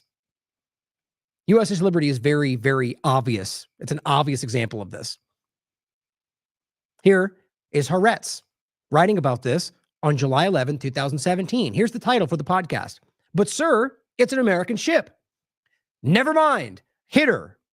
When Israel attacked the USS Liberty. Now, hey, Grok, you seem to be confused about whether this is real or not. Shouldn't it matter that the leading Israeli newspaper has direct source material and state archives proving it happened? Nah, never mind, Grok. You're not about the truth. Guys, it's very obvious. You know that if you've been paying attention at all. It's right there in front of you. And Israel attacked an American ship, tried to blame it on somebody else, and ultimately our government covered it up. That's the truth. Rense.com writes about Mossad agents arrested in an attempt to bomb a Mexican Congress. And this was, I guess it was about Pakistani passports they were carrying. I mean, there's so many examples of this, guys, that go on and on and on. Now, today, we have seen I mean, an endless amount of potential examples coming from the Mossad agent that was caught coming through the border. They tried to pretend was a Palestinian and then recently an Iranian, or the idea of these kind of groups that are constantly threatening attacks against Americans. Or how about something like this? Same group, Batar Worldwide or Batar USA. They post an image on July 4th of the Twin Towers collapsing and write, "How quickly America forgot." Okay, I said, no, we remember. Or maybe you meant this to be a threat. And of course, I include James Corbett's amazing work about the dancing Israelis. Now, if you haven't seen this, guys, it's very much worth your time. It is, like I keep saying about his work, about this general coverage, he has the receipts. You can't deny the fact that these people were caught by this woman celebrating outside when it happened, that they got caught by 100 different points about what they're connected to, what they were doing, the evidence they have. But the most important is when they went back to Israel, went on live TV, and then admitted it. But yet your government, your media will always lie to you about that. Admitted that they were there to document the event. And they're Mossad agents. All of this was on their live broadcast TV. In fact, if I do it slowly, I'm sure I can, right there. I just went too fast. Right there. They're on their own show, and they're openly talking about why they were there. And they say they were there to document the event. It's just one example of the reality of what 9/11 really was, at the very least, involvement from their government. But no one wants to talk about that. But here's Batar USA saying on July 4th, "How quickly you forget." Here is Batar USA. Remember, we saw this back on the 24th saying, "We urge all Jews to evacuate New York City." So look, at the very least, they were trying to scare people. And then Bloomers and Joneses and the rest, they pushed the hype to a fear level. Maybe it was about distracting you from something else that we're not even seeing. Either way, the point is, look at how this push is coming through. Now ask yourself, is it good journalism to scream whatever they seem to want you to think? Maybe we should wait for facts. I know, it's crazy, right? Here is Khaleesi pointing out, and this is just one. I've seen many of these, but the reason I'm not going to get into it in depth is because, you can't really verify whether these are people that started fake accounts to try to make it look like this is what this Jewish person was saying. Maybe, or maybe it's a, intelligence account, any number of reasons. You can't really verify what the intention is, right? Like, you can't with most things. But from this, my point is even that maybe it's a bot. Is simply that you have a lot of these accounts. This one is written in Hebrew, and this is what it said. Today is July 4th. American Independence Day, and this is our best opportunity to surprise Trump with a symbolic attack on Washington, D.C., to restore to Israel the independence and respect it deserves. Now, we saw a lot of this when Trump came out and blamed Israel for violating the ceasefire, briefly. And we got a whole bunch of statements threatening to attack the United States from people that I saw on the show, and I showed a couple of them. Verified these were random people that have been commenting the entire time and then deleted their tweets because it was taken clearly as it was meant. So worth considering that there are people that are, at the very least, supportive of an attack on this country by Israel and blaming it on somebody else. And then that her point was Iranian sleeper cells. No, it's a threat from something else. And here's what Loomer said. There will be another 9/11 in New York City, and that Zohran Mamdani will be to blame. She's just very clumsy with her work, and it makes you wonder whether that somebody was like, put this out there, and she, who knows? The bottom line is there's no evidence to back that up, except that, Mossad Loomer here, and I'm just being facetious. My point is she clearly acts in the interest of Zionism, whether she knows it or not. Wouldn't surprise me if she has no clue she's being used. Not the brightest one, the point is that this is setting a tone, guys. The idea that this is like they did before with Syria and everywhere else, that if it happens, it's Assad. So if anything now happens, this is going to be the going-to point from somebody like this without facts. Adam says, New York is now the likely location of the next false flag. You've been warned. Now here, my point about these people, Loomer, Johnson, Benny, John, both Johnsons for that matter, or Johnson Jones, sorry. The point is that this is what the government was telling you. So again, ask yourself how strange it is to see the people framing themselves as fighting the deep state who are just basically parroting what the government's own PSA was. As Duopoly Destroyer says, I've never seen any media telegraph potential false flags with more U.S. media. And it always just so happens to be from the country the U.S. and its allies are attempting to coup at the time. What a coincidence. It's a good point to make, right? Why is it interestingly that they'll always claim because they hate your freedom and they're attacking because they don't like you. But is it because maybe you're bombing them or trying to destroy their country? No, it's coincidental, clearly. It's because they're trying to manufacture consent for what they're already trying to accomplish. Here's clumsy Tammy Bruce putting it out there for you. There are Iranians that have come across the border when it was wide open. That is a big concern, obviously. Yes. Oh, facts, anybody? Facts? You want to prove any of that? Like, yes, is it just Iranians who are now all guilty? Are we back to the Japanese internment? Yeah, apparently so. That's not even a joke, the way they're framing these things. I already pointed out the one that they claim was an Iranian guy that was in the military, who had the military ID. I only say claims because who knows if that was all manufactured or not. Is that the guy was a Trump supporter. And they claim because the idea of the ID makes him therefore somehow. That's not the truth. It could be. But the idea is that they're saying anybody who's in this country who is Iranian is now suspect. How is that something we're okay with? Same thing they did with Muslims in 9/11 or any number of other discussions, whether the immigration point or, any momentary discussion of them focused, suddenly that becomes the pariah group.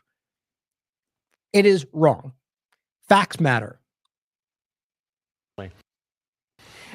It is, and we talked about this at the time during the last administration. Yes. The number of people who are on the terrorist watch list that we knew had come over. The issue becomes who we didn't. Yeah, which ones? Can you name them for me? I'd love to hear. Right, so apparently you're claiming we know we have people on the terrorist watch list who are just coming. You mean like Netanyahu? Oh, no, that one doesn't count. But like the point of them flooding in the country. Well, wouldn't the argument be then we're going to grab them right now? We know who they are and where they are. They're on the list. That means they identified themselves. How does that make any sense? You're telling me that a known terrorist came through the legal channels? Guys, we can't be this dumb. We can't fall for the most basic of lies because you just want to support your team. know who came over, right? From both the northern and the southern borders. This is obviously, now we've got a DOJ, we've got an attorney general, we've got a president who understands the importance of safety in this country. And that is now built up. We know just President Trump's presence has sealed that border. But it is about from city to city. I don't keep saying this. That's not true. This game they keep playing about like nothing has.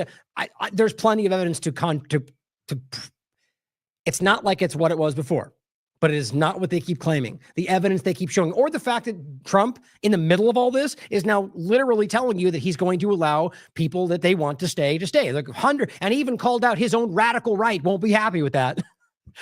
So yeah, you were played. That part of the conversation, who thought he was literally going to deport all the illegal aliens. Nope, you were wrong. He lied, or he played you, whatever it is. And then the middle ground that thought maybe he's going to go after the ones that might be, not every immigrant, but just the ones that actually broke the law. Nope, that's not even the case. He's going to let the illegal ones stay if it's in the right group, or the person, the farmer who decides to say my guys are okay without any way to know that. How do you know them? You know them when they've worked there. How do you know he didn't commit a terrorist attack in the country he left? You don't know that. His point is we're going to decide based on who works at our farms and our hotels. Oh, so you're doing it for your own team. You can't argue that this makes any sense unless you are just a blind team player. It is hypocrisy, guys. And it's, by the way, what a lot of people, largely Democrats, predicted. You know why? Because they looked at the numbers and said, it's not possible. This country runs on the backs of a lot of illegal immigrant work. It's just not possible. And you guys said, no, he's going to do what's right regardless. Okay, now we come around to where, well, the right thing is to do this, let's go through due process and do it the right way. No, just get it done. Also, now you don't contradictory hypocrisy over and over. Town to town, knowing that we recognize the importance of safety in the streets, but you're going to get certainly alerts like this. We are ready for it, but Americans need to have that in mind as we move forward. Thank you. So nothing but insinuation, hyperbolic statements. But be fearful, be scared. We don't have any reason to think that, but maybe. So everyone keep pushing the idea that we're all in danger all the time. Loomer, literally, with a government PSA. This is what she put out on the 4th. Be vigilant today. Lots of sleeper cells. What do you mean lots of sleeper cells? Have you guys verified a single sleeper cell? Not that I can tell, but the government keeps screaming that it's there. So Loomer just repeats what the government says because that's good journalism, right? Lots of them, apparently, without facts. Then she says, if you are going to be in a big city for the 4th of July, be aware of suspicious people. You mean so do you normally go out and you're not aware of people that look suspicious, or do you just let it all pass until suddenly the government says, now start looking, and then you go, okay, now I'm on guard? You know, an intelligent person would always be concerned about their surroundings. But the idea of be aware of suspicious people, what she means by that is look out for people that don't look like you, right? Driving in those division tactics, because that's what it's all about. And then you got to love this. If you see something, say something, said the rebel fighting the deep state directly out of the government talking points. See something, say something. I'm embarrassed for these people. You are literally a government, walking, talking government PSA. See something, say something. And this is insane that these people don't even recognize how dumb they look when they're literally parroting like the most statist government control your life talking point. Stop and frisk, say something, say something. They're driving forward what they would be screaming about if it was anybody with a D. 2 million of the illegal aliens, 2 million of the illegal alien got always are Islamic terrorists. Okay.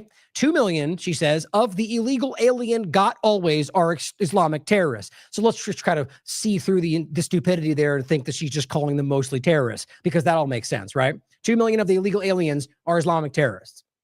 I guess that's what she means. I couldn't really read what that meant. They aren't here to assimilate, and that's how you know. So she's telling you not a single person who came through in these 2 million, they're not here to assimilate. Can anybody honestly take this at face value and not just very immediately recognize this is a stupid person trying to shill for whatever narrative is scaring people because it gets views, because it's what they're supposed to do? They're not here to assimilate. This is one of these videos the government makes to try to scare you into their position. She is the government at this point. Now, in regard to the actual discussion of from within the false flag point, but also the idea of, if we're going to talk about sleeper cells, it's interesting to recognize that this is what Israel does. And in fact, what Israel just did in Iran. Out of the shadows. And we talked about this already. This is from June 14th. Drone op claims show Israel's Mossad leaning into its legend. The point is that they had tons of people embedded within Iran that then jumped up and started. That's what actually happened. We already covered this. So interesting how we have all this evidence of every number of things we're talking about, and all they do is turn around and say the thing they do every day, that's what Iran's about to do, with nothing to back it up, which of course they could. Wouldn't surprise me. It's possible. But shouldn't we start being skeptical of the one that does it all the time, the one that's literally threatening America everywhere chance it gets? I mean, it's just insane. Here is what everyone was being forced to see all the time. Americans' July 4th celebrations warned of lone wolf terrorist attacks. You read these for yourself, there was nothing other than the intelligence says they get, chatter, reports with nothing to back it up. So again, all the very great journalists that didn't just parroted exactly what they were telling you to think should be recognized for being what they are, propagandists. I'm going to include James Corbett's amazing work on this, A Brief History of False Flag Terror. He put this out on September 11th, 2013. This is just to understand what it means, where it comes from, and how it's used. There's been a lot of people that have said over the years that every American war has been started by a false flag. I think that's where this goes. I mean, Patrick Clausen, the clip that I recently shared a bunch, he's openly talking about exactly that. In fact, you know what? Since it kind of nicely wraps up the false flag point we're doing here, I'll play that one again for you, and then we'll move on to the next segment. I frankly think Patrick Clausen for the podcast, the Washington Institute for Near East Policy, where he's talking about how every war, which he discusses, has been started by an act of opportunism, a false flag, creating an event that drives you to a position where you can act, and then literally says that this is how he starts by saying this is how we get to war with Iran. Recognize Israel and its policy is what's driving our government to make these choices. I frankly think that crisis initiation is really tough. And it's very hard for me to see how the United States president can get us to war with Iran. Which leads me to conclude that if, in fact, compromise is not coming, that the traditional way of America gets to war is what would be best for U.S. interests. Some people might think that Mr. Roosevelt wanted to get us into World War II, as David mentioned. You may recall we had to wait for Pearl Harbor. Some people might think Mr. Wilson wanted to get us into World War I. You may recall he had to wait for the Lusitania episode. Some people might think that Mr. Johnson wanted to send troops to Vietnam. You may recall we had to wait for the Gulf of Tonkin episode. We didn't go to war with Spain until the until the Maine exploded. And may I point out that Mr. Lincoln did not feel he could call out the Federal Army until Fort Sumter was attacked. which is why he ordered the commander at Fort Sumter to do exactly that thing, which the South Carolinians had said would cause an attack. So if, in fact, the Iranians aren't going to compromise, it would be best if somebody else started the war.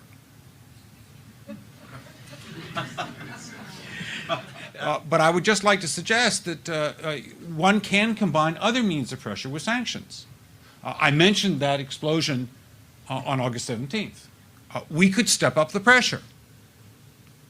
I mean, look, people, Iranian submarines periodically go down. Someday one of them might not come up. Who would know why? We can do a variety of things if we wish to increase the pressure. I'm not advocating that, but I'm just suggesting that this is not a either-or proposition of, it's just sanctions has to succeed or other things. We are in the game of using covert means against the Iranians. We could get nastier at that. Yep. It's not a very contentious opinion. I mean, as you can see by the casual laughter of the conversation of framing a country, that's just what they do. So it's interesting to see this in the light of politicians. And again, you could take an entire show showing you all the different things that were stated, or every time something happens, how everyone literally some kind of shame ritual comes out and goes, I stand with Israel, at a moment when it's like the worst thing for their political career to do in that moment. They do it anyway. Shows you something. Ted Cruz. Oh, I think it's right here. I actually grabbed this was just the Ken Klippenstein saying, remember when Ted Cruz used the 4th of July to celebrate Israel? Yep, that's what just happened. Here it is. He goes, happy 4th of July. Today is also the 47th anniversary of the daring Entebbe raid. I was only 5 at the time, but I remember being inspired by the amazing courage of the IDF team that rescued the hostages and killed the terrorists.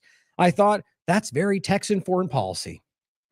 Okay, great. So yeah, you happy 4th of July, Israel. That's your post. That seems pretty interesting. Here's another one. Caroline Leavitt.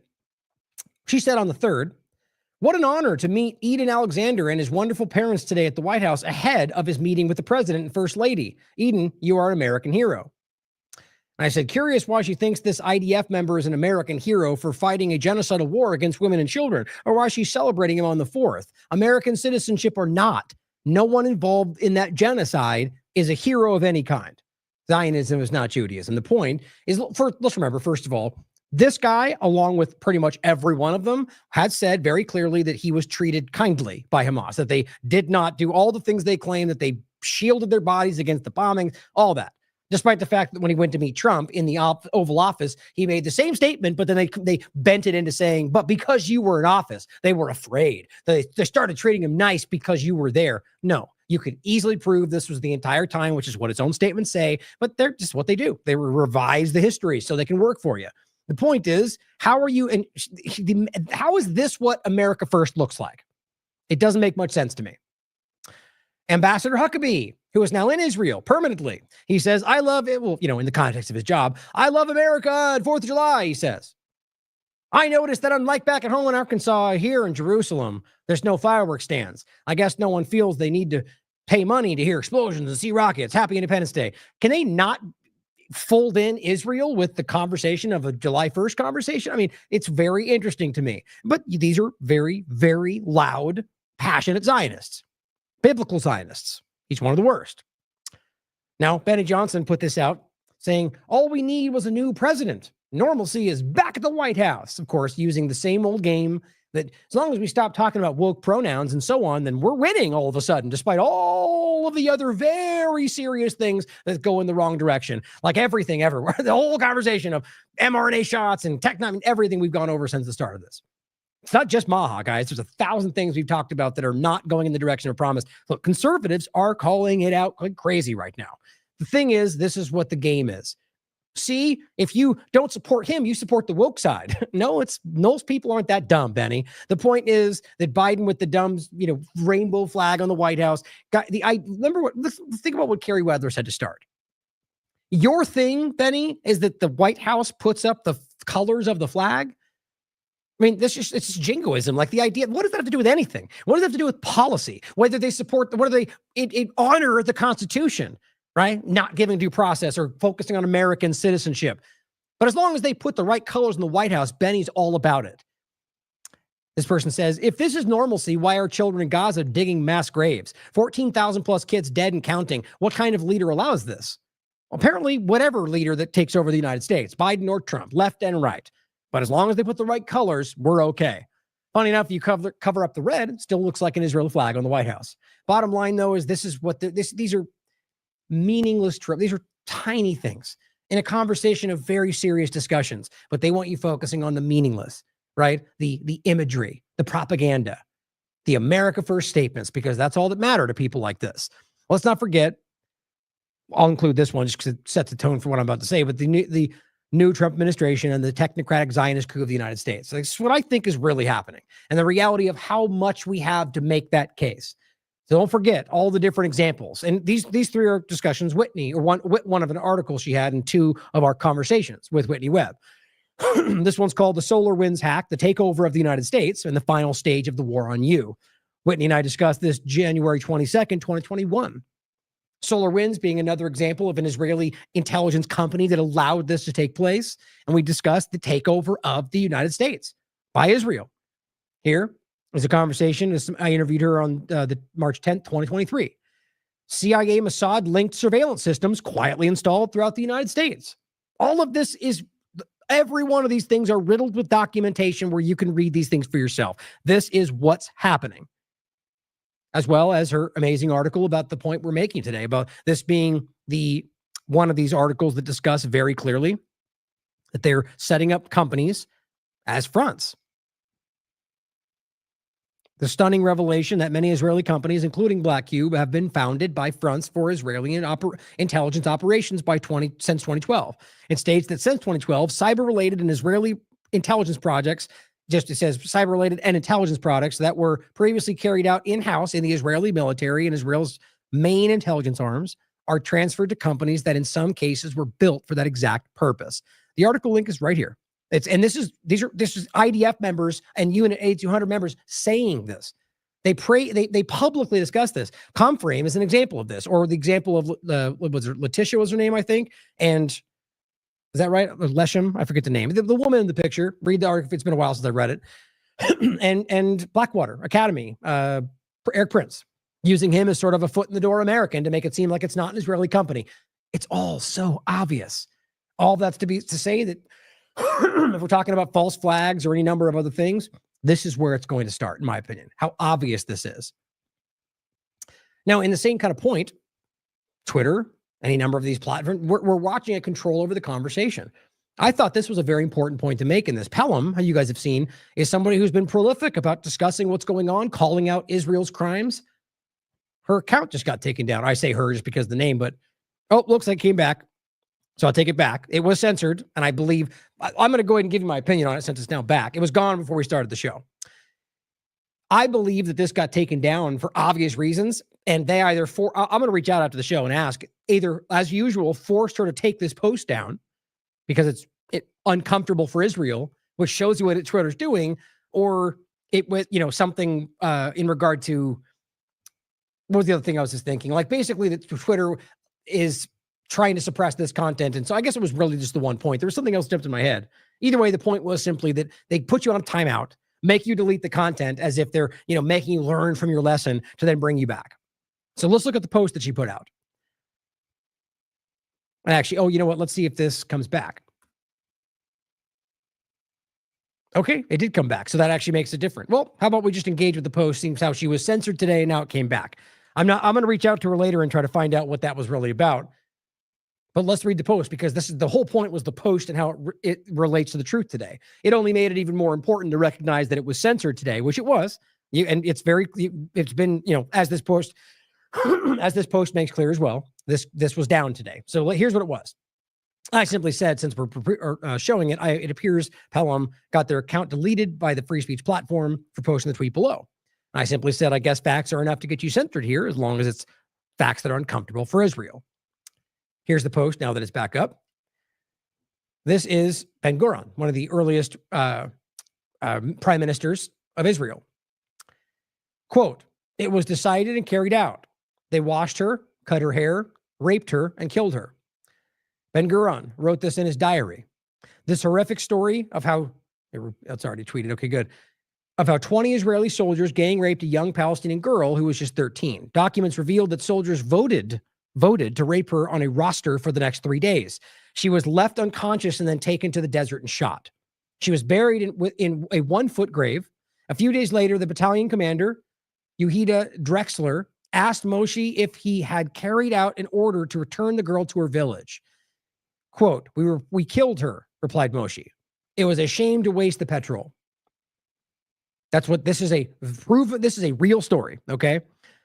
This is just an article about it for that matter, but here is even what Grok said. Here is what The Guardian said.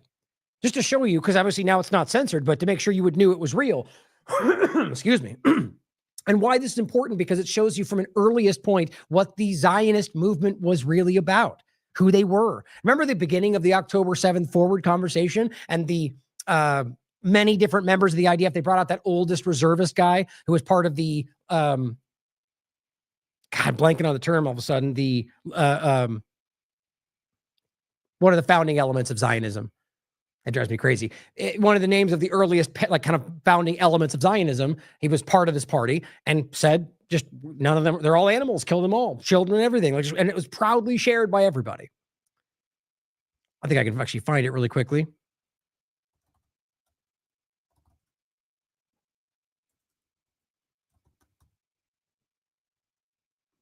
Maybe not. Dang it. Well. Oh, well. I'll find it, include it. The point was nonetheless about the many different people from the earlier days that, you've seen the documentaries, I'm sure, them laughing about how they raped and tortured people. It's all very public. It's easy to look up. I mean, as we play something, I'm going to find the name of that. It's driving me crazy. Dan Cohen's talked about it, the different elements of these earlier parts. You guys in the chat should probably know, right?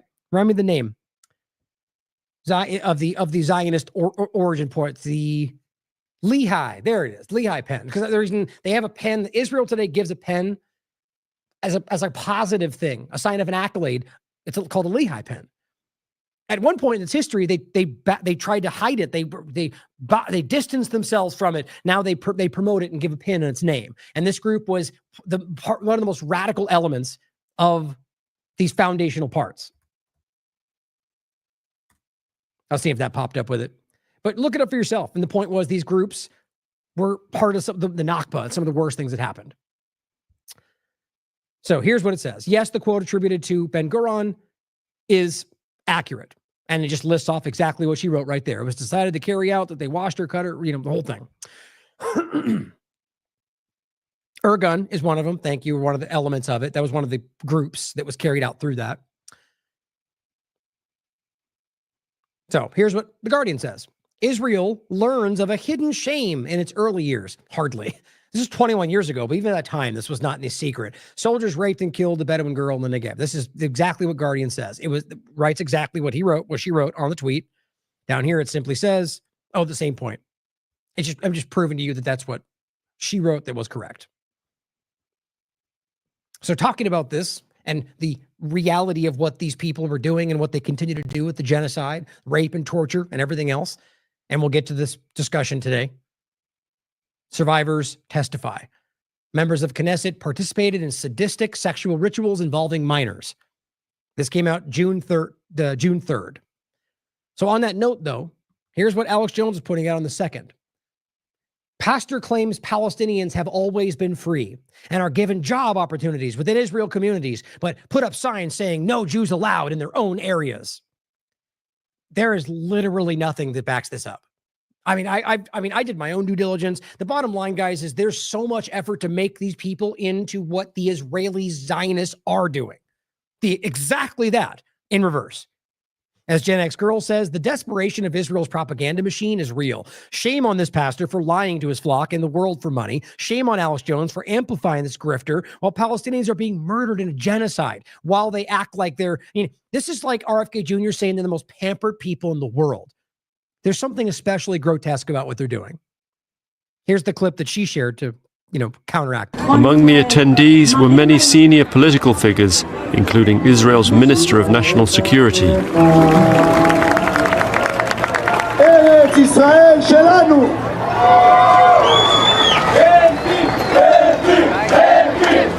הביתה לכל רחבי רצועת עזה, ליישב, להתיישב, לעודד הגירה ולנצח. עם ישראל חי! In his youth, Itamar Ben-Gvir had been convicted of incitement of racism. He is himself a settler, but in a sign of the changing times, he now sits in the government of Prime Minister Benjamin Netanyahu. Presiding over the event was the godmother of the settler movement, Daniela Weiss. Daniela, this is your event, isn't it? Tell me about what this is. No, not now. 10 words. No, not now. We, the settlement movement, organized this event in order to enhance the practical idea of establishing Jewish settlements in the entire Gaza Strip. We very much. Now, guys, note this is before this, and this is she's like not now, but yeah, today. It's clearly she's been talking all over the place. They have been planning to take the Gaza Strip for the since its original occupation or post, losing control. Essentially, it's just very public, and yet we're lied to every day. Above for the podcast and the video, they're listing all the different politicians that are taking money from AIPAC to lie about this. Much encourage and enable the population in Gaza to go to other countries. You will witness how Jews go to Gaza and Arabs disappear from Gaza.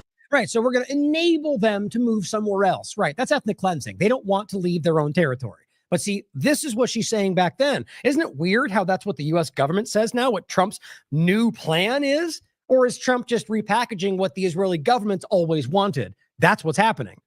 So America first, or is it whatever Israel tells me to do? You can decide. Here's the tweet I found that I was going to point out earlier. The Lehigh party is what I was talking about. Dan Cohen says, and this is the guy I was discussing, by the way, this guy, this older guy we saw right in the beginning, remember? Who was simply saying erase them, their families, their mothers, their children. That was this guy. That was a guy that they were praising. Israel government put this guy out to give direction to the new people, guys. You don't think they knew what they were doing?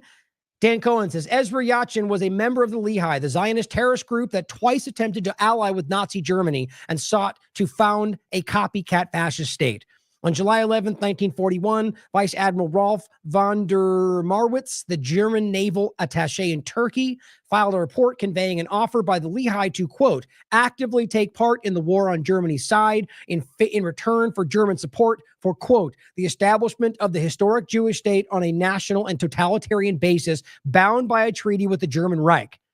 That's literally provable. It's documents you could look up for yourself. Here's what he added to that. He said the Lehigh continued to seek ally with Nazi Germany even after the final solution began. Here's Haaretz covering exactly that. Zionist militia's efforts to recruit Nazis and fight against the British are revealed. But let's keep pretending like this is not obvious.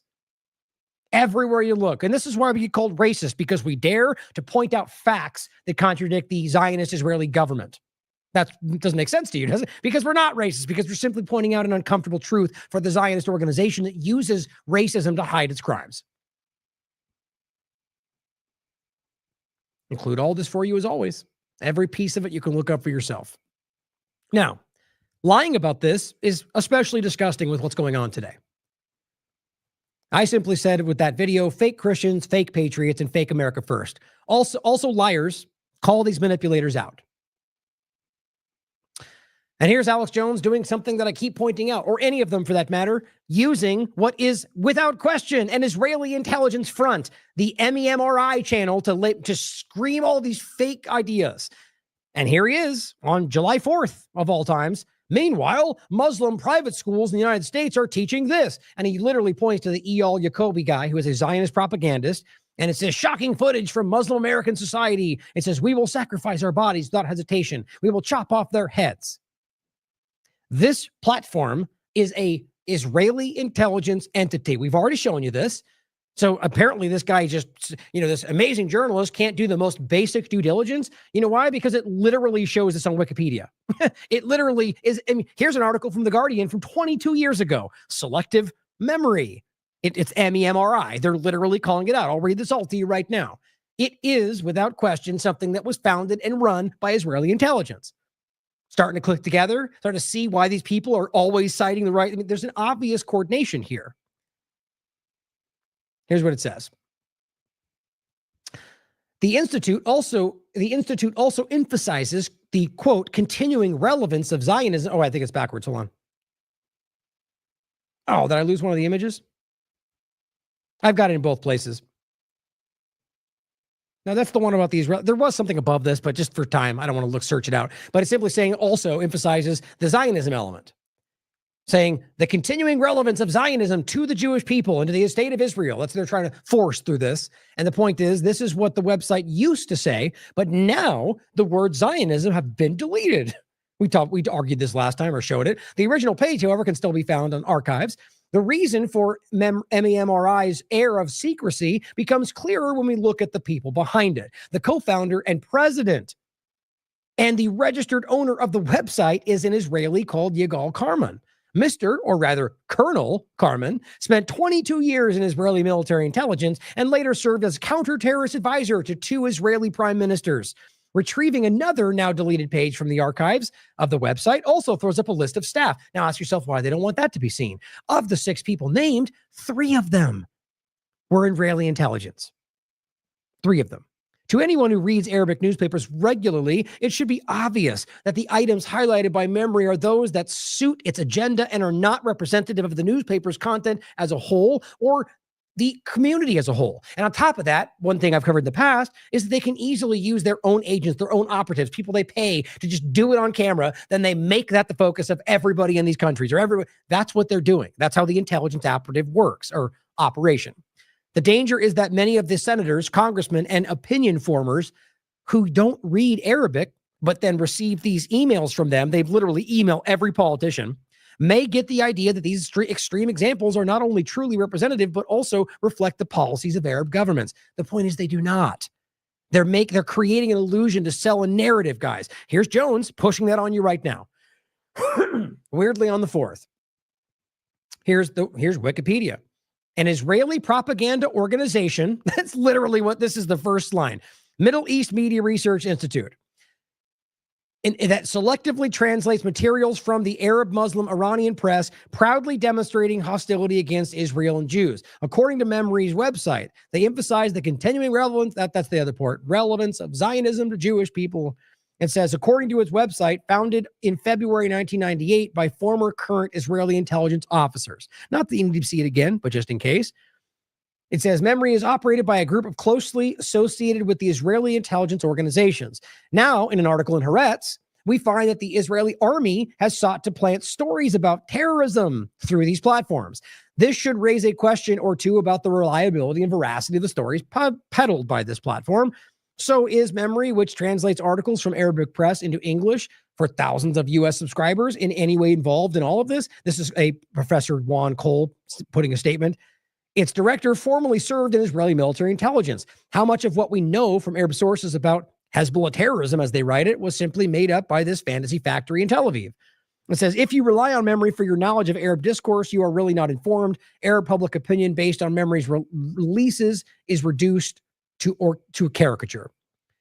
Bottom line for me, if it's started by Israeli intelligence, why in the world we would pretend like that's going to give you an insight into what's going on, right? Do we not yet know what Israel's government is known for? We must know this by now. Let me preface these remarks with I never, ever believe Israeli figures. I've been in the government too long to know that the Israelis are patent liars. And he goes on. Here's Grok. The Middle East channel, the MEMRI channel, was co-founded in 1997 by former Israeli intelligence, but we just went over that. There's no former. Even Grok will tell you that. But apparently, the Jones of the world can't figure it out. Here's Laura Loomer. I mean, this is the ones we showed you from the past. This is the article we covered this in. She says on June 10th, it's time for Republicans to crack down on Islam in America. And that's where this came from. Al-Qaeda leader, Al-Qaeda, the proxy army for U.S. and Israel, so there's another angle to it, called for American Muslims to wage jihad and assassinate American officials. Oh, that's weird. Isn't that exactly what they were just pointing to about the person called? Here we are. So they're manufacturing this stuff to argue then later that, look, they called for the killing of them. The bottom line is there are religious figures in Iran, not Al-Qaeda, that are saying that what they did was a challenge to God, and they conflate it with stuff like this. These people are not honest. I mean, at the very least, they're either the dumbest people in the world or they're simply trying to deceive you. Very well could be both, but I think it's obvious that they know they're lying to you. My opinion. Here's Alex Jones on June 10th, right after Loomer, doing the same thing. Al-Qaeda leader calls on Islamists to launch terror. Look at that. MEMRI. He might as well be getting talking points directly from Mossad. Hey, maybe that's what's going on. Here's the article. I just called it Israel's propaganda. We covered a few different things. Watch it for yourself. Now, this is an important thing to understand, right? Ask yourself about the Republican side of the conversation that would go after these stories in any context, in anywhere in the world. Human trafficking, government connections to pedophilia. This used to be a very important story. Now I bet you this gets very little coverage. It should, no matter where it is. And this is not new. We'll go back over this in a second. But the reality of the history of this, we just covered this a second ago. This is from 2016. Israel's becoming a refuge for pedophiles. That's from Haaretz. Here's The Independent. This is from 2016, the year before. Israel becoming a safe haven for pedophiles. Many accused Jewish pedophiles in the U.S. flee to Israel. Report from 2020. Funny how you can report on it and it only continues or gets worse. So, survivors testify. Members of the Knesset, think of it like Congress, participated in sadistic sexual rituals involving minors. So I'm just going to read the entire thing for the most part because I was going through it and most of it's relevant for you to hear. So it says several women on Tuesday testified in the Knesset, and this was on June 3rd, the report anyway. Several women on Tuesday testified in the Knesset about sexual abuse they suffered as minors as part of religious ritual ceremonies. The testimonies came during a joint meeting of the Knesset's Committee on the Status of Women and Gender Equality. And the chairman listed there, and a special committee on young Israelis, chaired by Nam Lizami. The point is that the testimonies came during the joint meeting of these different discussions. The joint meeting was organized in the wake of an investigation report published on April 2nd by Israel Hayom journalist Naomi Barkman. April 2nd is my birthday. Yael Ariel, one of the abuse survivors, shared, quote, I experienced ritual abuse over many years until my late teens and was forced to harm other children. I chose to speak out and make my voice heard. I received threats after revealing my story from age 5 to age 20. I was harmed in these ceremonies. Now, as we go through this, obviously you could ask yourself, are they making this up? Is this about something else? I always ask that, right? Whether or not it's contentious, like we did with the conversation of baseless claims of rape from the Israeli side after October 7th. And got unparalleled pushback and accusations and attacks and how dare you? And all we said was, where's the evidence? Right? It's irresponsible for a journalist to blindly take such a serious claim. How dare you make me discuss that? And how'd it turn out? That's what principles will do. You maintain it no matter how difficult it is. And we were right. Like a lot of us were because we cared about the facts. They lied. And so my point is, obviously you should question this no matter how serious it is. No matter what somebody might say, what are you protecting pedophile? No, we just care about the facts. My point is just question it, right? But the evidence as you go through this, it's hard to deny. The amount of people speaking up, the amount of people in the Knesset that believe their claims. I think this is real. I think for plenty of reasons, but question it, right? The point is there's a ton of evidence to back up this whole thing. Overall, it does line up with what we've seen from this government and the people that run it in the past. Now, also overlap this in your mind with what Derek's covered, right? Around the Muslim, the Mormon church conversation, right? About any number of these overlapping stories about these. I'll include the links for you. Even going back to the 90s about the satanic panic conversation and about the validity of the claims back then. I mean, Derek got some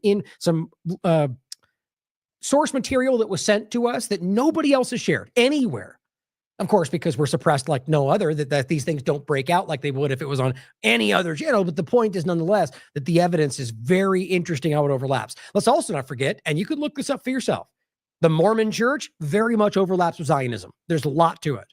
That's not to say anything other than that just exactly what I said, because it's true. But it says, to go on, according to Ariel, she received testimonies from several women who claimed that doctors, educators, police officers, and past and present members of the Knesset were involved in these abuses. So it goes all the way to the government. And the idea being that they've continued this entire time to cover this up. Quote, I filed a complaint with the police that was closed after a few months. And I know of other cases that were closed. Speaking out today in the Knesset is a historic moment, she said. Now, remember the whole Utah Sheriff's Department discussion as well, which related to the same Mormon church conversation. Very similar. Another survivor, Yale Sheeprit, testified, quote, you have no idea what ritual abuse is. And the human brain cannot comprehend it. You cannot imagine what it means to program a 3-year-old girl through rape and sadism so they can do whatever they want without anyone knowing. Quote, their trafficking of me happened all over the country. They moved me from ceremony to ceremony. Naked men stood in a circle. My therapist, her husband, and her son harmed me. And there were dozens of other girls and boys who harmed me. Quote, there were ceremonies and rituals meant to make me forget. The police have known about this for a year, but they don't have the tools to deal with it. I mean, look at what's going on with the genocide, with every number of things. There's clearly a grouping, a faction, whatever you want to call it, a power structure within this power structure that ultimately can dictate the outcome of a lot of different things. We've seen this with any number of things that get suppressed within the Israeli society that are what most of, even Netanyahu not going to prison at this point. That's frustrating how to just jump to the bottom like that. I hate these platforms.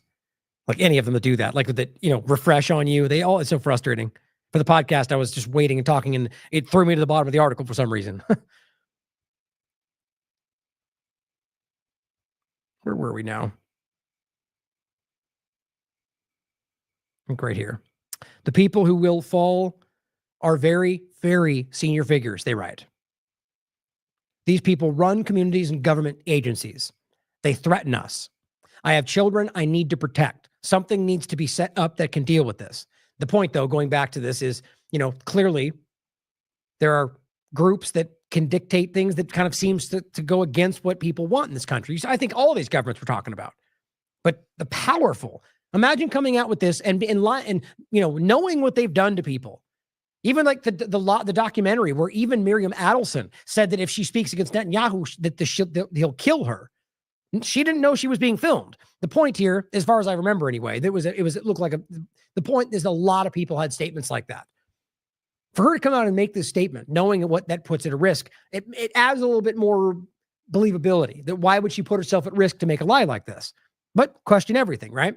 They tried to make us like them, the people who caused us endless pain. She said, your role is to make this stop in Safed, Jerusalem, Jalea, or anywhere else.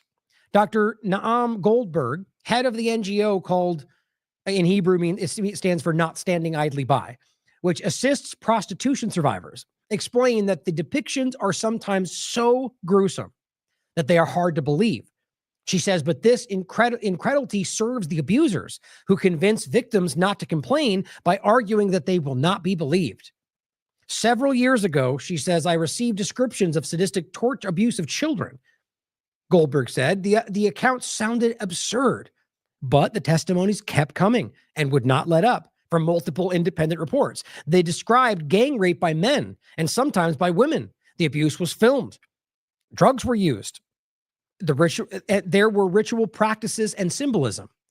Now, the point on that, guys, is remember, the whole said Tiemann, where they're defending the raping of people in their prisons. There's a problem here, and it's not because of the people. It's because of the control structure, the Zionist control structure that has poisoned the society for 100+ years.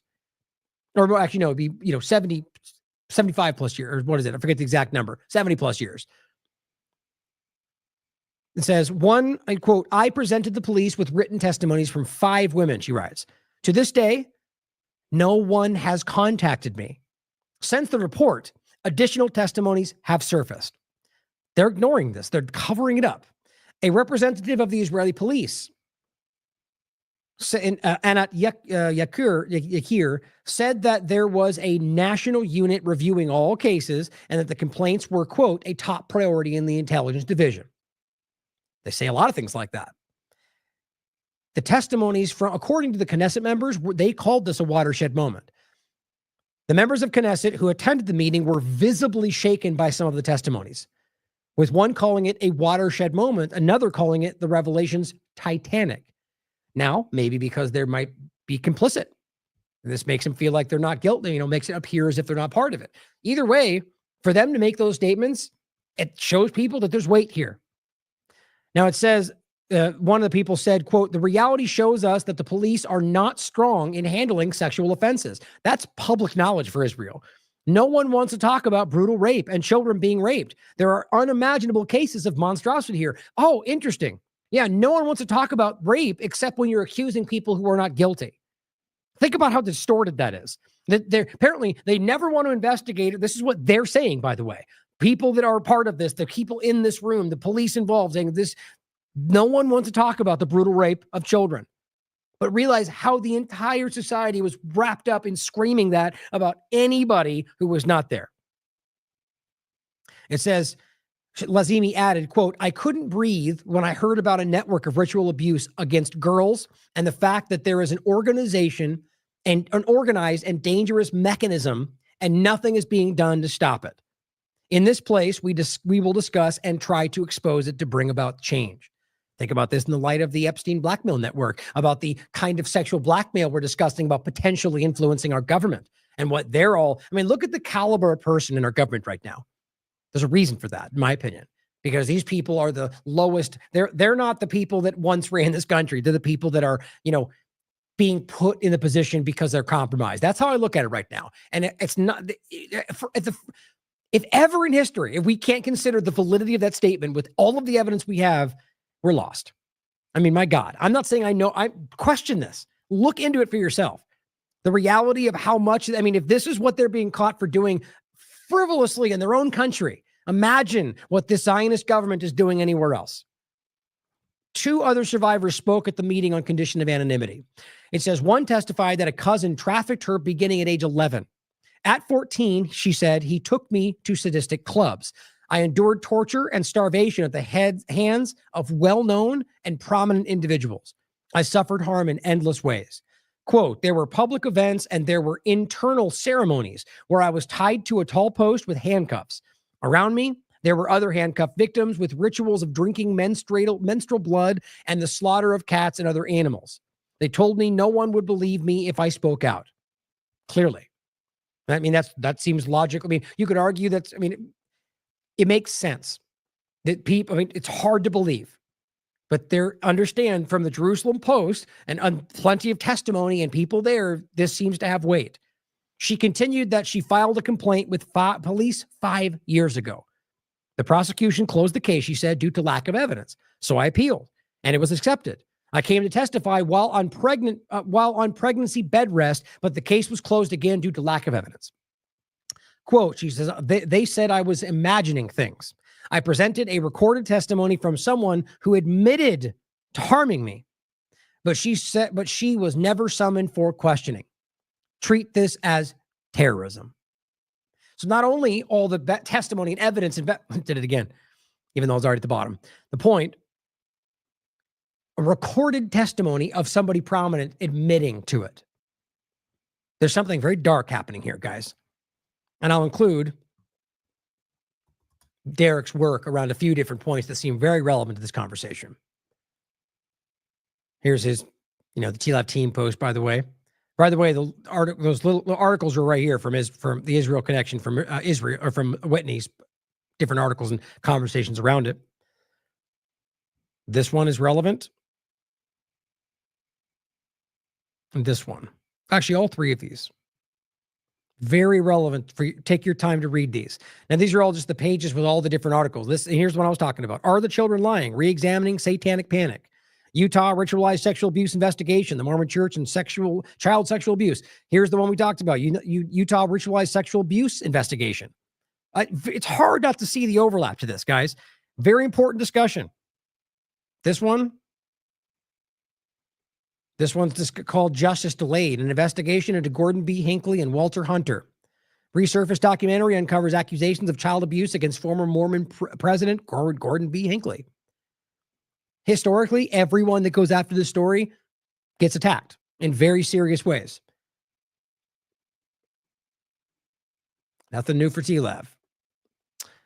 Bethany Christian Services and the Adoption Industrial Complex. All these, I think, are very relevant to this conversation. You should check them out for yourselves.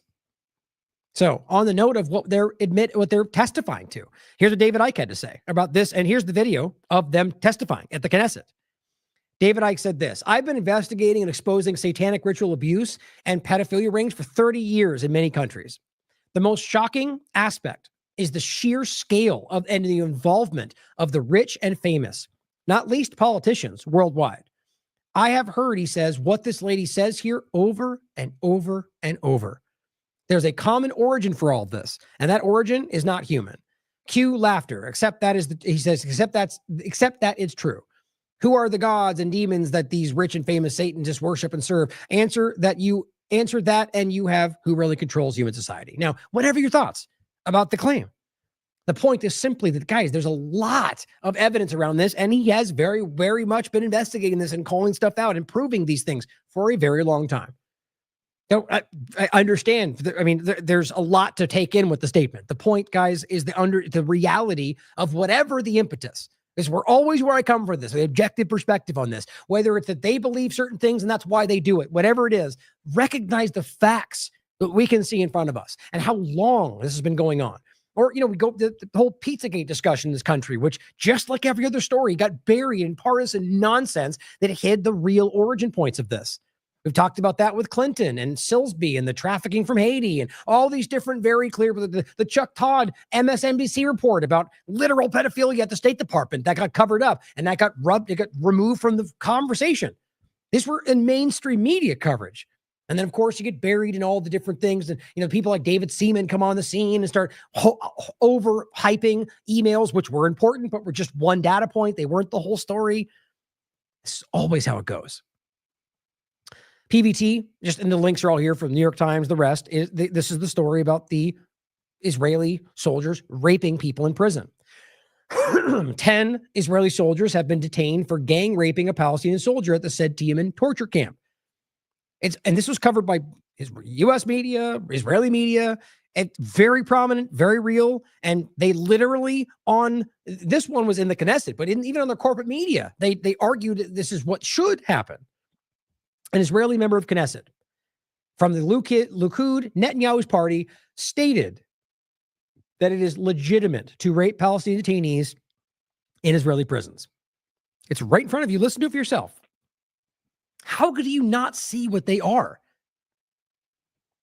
Then again, 2016, they being, by the way, the Israeli Zionists or whoever sitting in the chair saying that. The group of people that allow this thing to happen, whatever their religion, whatever their background, whatever they look like, that's what we're talking about. Israel becomes a refuge for pedophiles. Warren's advocate for child sex abuse, 2016.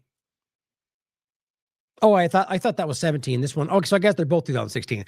And this is Independent. Jewish becoming safe haven for pedophiles in the Independent. This one is from 2020. Many accused Jewish pedophiles in the U.S. flee to Israel. And this is from a Jewish Community Watch. That's who's reporting this to CBS. And this is from 2017. 1 in 6 female IDF soldiers sexually harassed, according to an Israeli study. Okay, this is my point. So this becomes focused on this got a lot of coverage. U.S. media, this was widely covered. 2017. Jump forward to 2022. So what do you think? Did it get better because they called it out because people are worried of being caught? No, it doubled. A third of Israeli female soldiers were sexually harassed in 2021. Think about what that shows you. A declining society, or this is like we're seeing in this country too. And that doesn't mean that everybody in the country is bad. What it means is look at what our government is creating in this country. Look at the kind of person that is driving into reality. That's what these things breed. Now, let's talk about, to finish, what Israel's doing in the midst of all of this. Like it somehow is the smaller point, when it's not. It's the most important thing if not the most important thing happening on the planet. The ongoing genocide in real time with your tax dollars of innocent, starving people. Israeli forces massacre 118 Palestinians in the last 24 hours. This is on the 3rd. They're executing people every single day in a rapid scale that I haven't seen, even in this entire process. Here is what, right here, Ravina Shamdasani at the UN reported about what's going on at these food queues, the Squid Game, Hunger Game scenario that they've created. We have recorded 613 killings, both at GHF points and near humanitarian convoys. Now, this is a figure as of the 27th of June. Since then, I was reading our latest SITREP. There have been further incidents, 5 killed, 6 killed, 14-year-old boy shot in the head, another 14-year-old boy. We haven't compiled all these figures. And I'm getting reports from Ajit, the head of our OPT office, saying there was another big incident last night as well, which we're still trying to verify. Colleagues have pointed out the challenges of verifying information because we don't have eyes and ears on the ground. International press is not being allowed, and neither are we. We are doing what we can to try to verify these figures, but there's a time lag, and we will perhaps never be able to grasp the full scale of what's happening here because of the lack of access on who is responsible. Right. And that's when you get those interviews where they say, no, I forget how they frame it, basically saying that there's no evidence. They say, well, it's because you're not letting journalists in. And they go, oh, they're all terrorists. And it's just, the whole point is they're very clearly manufacturing, exactly what you're looking at. But the idea, the fact that whether it's this one discussion point or the entirety of what's going on, how many people have been killed there? We'll probably never fully understand this. The idea being that even they're talking about 1 million people, moving 1 million people, 1 million plus people. They seem generally the talking point. So based on their own assessment, that means 1 million people were killed or missing in some way. If they're only talking about 1 million plus people kind of in regard like 1.1 to moving, relocating is what they're actually driving toward. Here's what Aaron Mate said. The Associated Press reported the UN Human Rights Office said it has recorded 613 killings in Gaza, which is what she was just reporting, near humanitarian convoys and at aid distribution points run by the Israeli-backed U.S. organization since it first began. Now, this is, I think I included it today, by the way, as even Max pointed out, even the Israeli Avigdor Lieberman admitted the money for the aid group, the GHF, is Mossad, the Ministry of Defense, and Mossad. That's where the money's coming from. That's important to understand. So this is not what it appears to be. But here's what Aaron said in regard to how many people they killed. He says, that's because these are not humanitarian convoys distributing aid. These are death squads in the U.S.-backed Israeli killing machine. U.S. contractors say their colleagues are firing live ammo at Palestinians seeking food. You realize how stupid it is that we can have a U.S. media publicly reporting that they're being told by people there, U.S. contractors, that they are watching them fire at innocent people, and we can't even be honest about this. We can't have this real conversation. Do you realize how much that shows you? Like the extreme degree that these things are being controlled, influenced, blackmailed, whether it's the corporate media, government people, mainstream alternative, that we can have this so obviously in front of us, and we can't have an honest conversation about it. Israel is overtaking this country. I don't know why we can't see this at this point, for whatever reason it is. Now, I just, funny enough, I didn't even say it in the beginning, I forgot, but I recently tried to have an interview with Jimmy Dore again the other day, and it was wild. I recorded it. I put it out just for fun at this point, because I think we're going to reconnect in coming weeks or so on, that almost like every 30 seconds, Jimmy Dore was being pushed out of StreamYard. Like, and it was like gone. You know, you get bumped out, all of a sudden you have to hit the link, come back in. It was like every 30 seconds. So we couldn't even have a conversation. We tried. We went on for like 15 minutes, and it was insane. The point is, we played this and talked about it in that interview. That's why it came to my mind. But if we don't end up reconnecting for whatever reason, I'll just clip that together and put it out just to show you what happened. It's actually really wild. I've never seen that before. But the point was, we talked about this, and this was a clip that you might have seen going around, showing them cheering about shooting people. It literally says, "Hell yeah, boy," says an American mercenary as he shoots a starving Palestinian. It's on video. We just played this. Or rather, again, I'm thinking of what I did with Jimmy Dore, but here's the clip. Another video would appear to be heavily armed American security contractors at one of the sites discuss how to disperse Palestinians nearby. Okay, got IDF tank posted on the northwest corner now. I brought him in and talked to him. There's to the show first. I told him to hold there. I don't want this to be too aggressive. At that moment, bursts of gunfire erupt close by, at least 15 shots.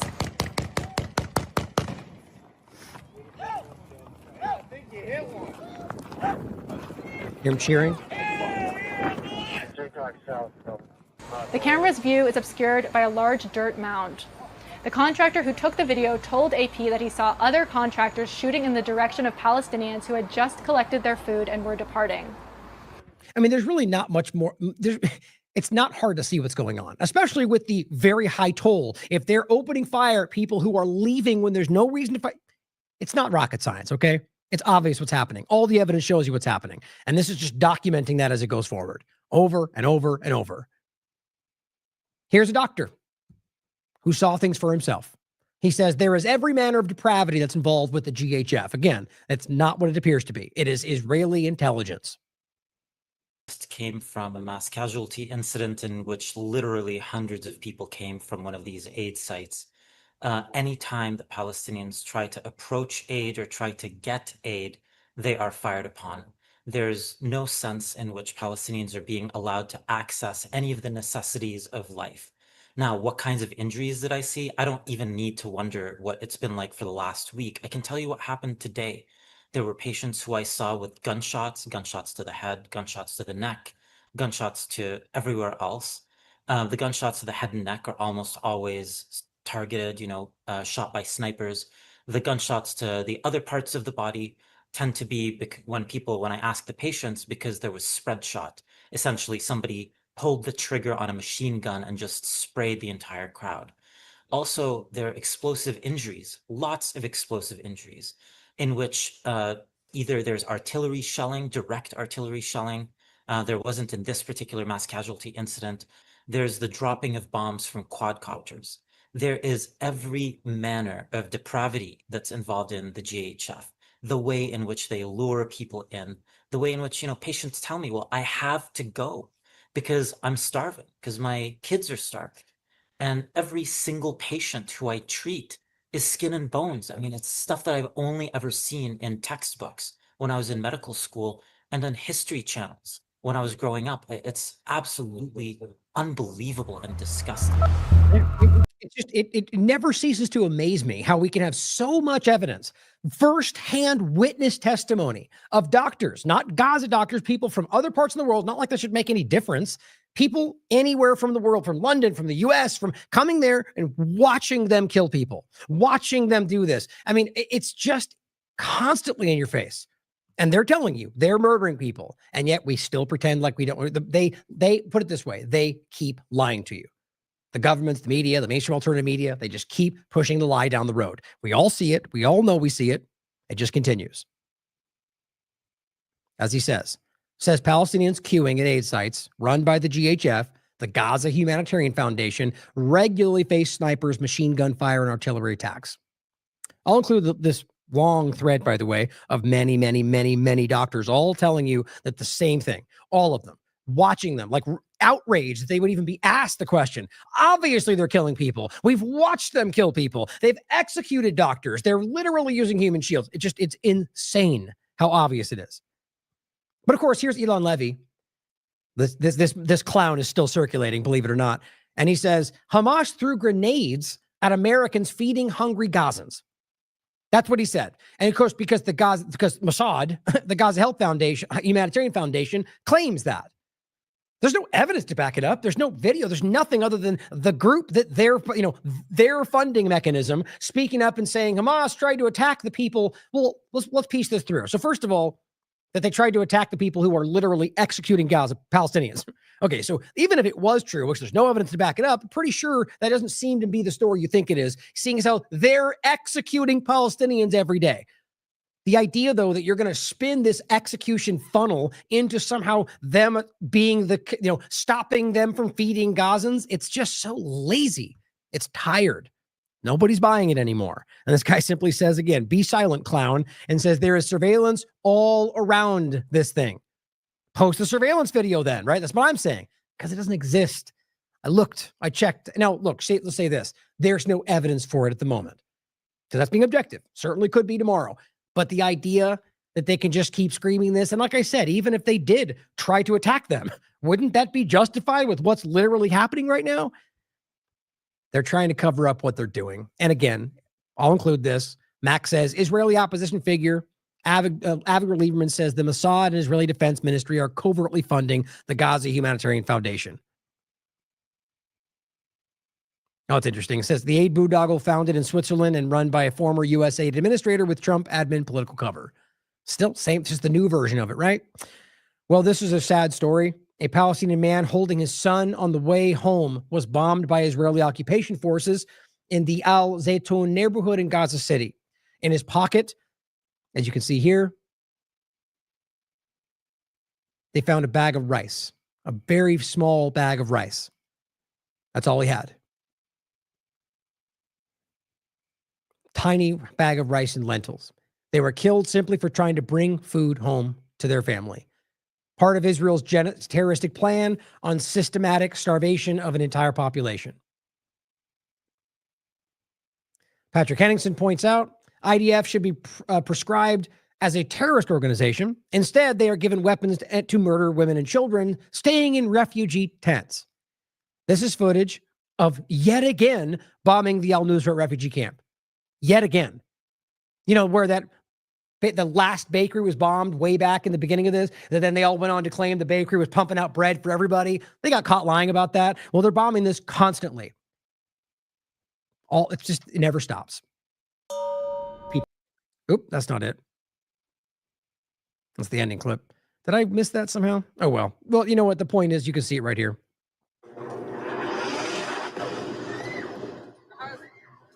You just probably can't hear the children and women screaming in the background as they bomb a bunch of empty buildings and tents where people are trying to survive. No justification for what's happening. Now, this, guys, is very hard to watch. And I'm not going to play it all because it's just graphic and disgusting. This is from today. Israel just blew the limbs off children and killed them again. 640 days and zero accountability. Now, if you don't look if you don't want to see some potentially graphic imagery. These are children, guys, with their legs blown off, literally killed in the streets. It just never stops. Nobody cares that has the power to stop this. That's what Israel's doing every single day right now. Every single day. Now, remember, guys, there's no misunderstanding this, okay? Here's the Nusrat camp right there, okay? They are bombing them in places they've been driven to. And you realize all of these green areas are places that they're being forced to collect in because they've moved them from everywhere else. And these are areas that they claim they've already checked and secured. So they're bombing them in places they told them to go to. Oh, that old story, right? From the very beginning that was happening. Remember right in the beginning, they bombed the crossing for Egypt. Right in the beginning, they bombed the food trying to come in. Right in the beginning, they bombed the camp. Yeah, because it was proven that even some Israeli media covered it. They've never stopped. Now they're bombing them into the water because they've got nowhere to go. And of course, it says the BCG modeled plan just to relocate Palestinians from Gaza. This is the Boston Consulting Group that's working with the GHF, the Mossad Israeli funding. So this is not going to stop. It's exactly what we told you was from day one, the removing of them, whether through killing or forced ethnic cleansing, to anywhere but Gaza. It's not stopping. Your government supports this pretty much wherever you are, unless you live in Yemen. So speak up about it. This is not America first. This is nothing but Israel first. Abby Martin points out, maybe a hopeful note. I'm not really feeling very strong about the international community right now, or ever for that matter, but in the context of whether or not they're going to do something to stop this genocide. She simply says 20 countries are attending the emergency summit led by the Hague group to take real action, hopefully, on Israel's crimes. It's time to stand with the global South, she writes, against the U.S.-Israel hegemony of lawlessness and impunity. Now, see, I get the resistance from people that might think, well, if we're going to stand behind the global South, the point is, let's not stand behind other governments. Let's just collectively stand up and say, we want this genocide to stop. But the point being, maybe that requires governments to stand up and do something.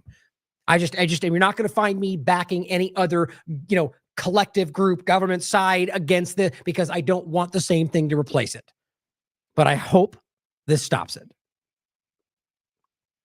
Now, on the ceasefire point, just to kind of make sure you didn't miss this, as Caitlin Johnstone pointed out, the frustration of people pretending Donald Trump somehow did something when nothing's actually happened, and it was just one more floated lie about how Hamas needs to sign the deal. They hadn't even seen it when he posted this out.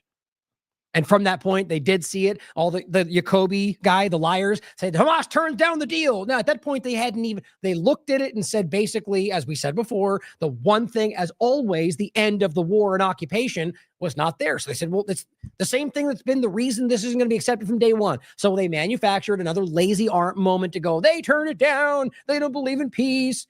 I mean, really, the only liars and Zionists are, or the same thing, are actually pretending that makes any sense. From Blinken to now, it's obvious to see what's always been the centerpiece in this. Now, Jeremy Scahill on the 4th reports Israel's sources claim the deal would include a secret side letter from Trump that would permit Israel to, quote, renew the fire if our demands with regard to disarmament of Hamas and the exile of its leaders are not met. All that means to me is anything they want to use to claim something's not going the way they claimed it would, this will give them the right to the allowance, not like they need it, to just go back after Hamas. That's all it's going to come down to.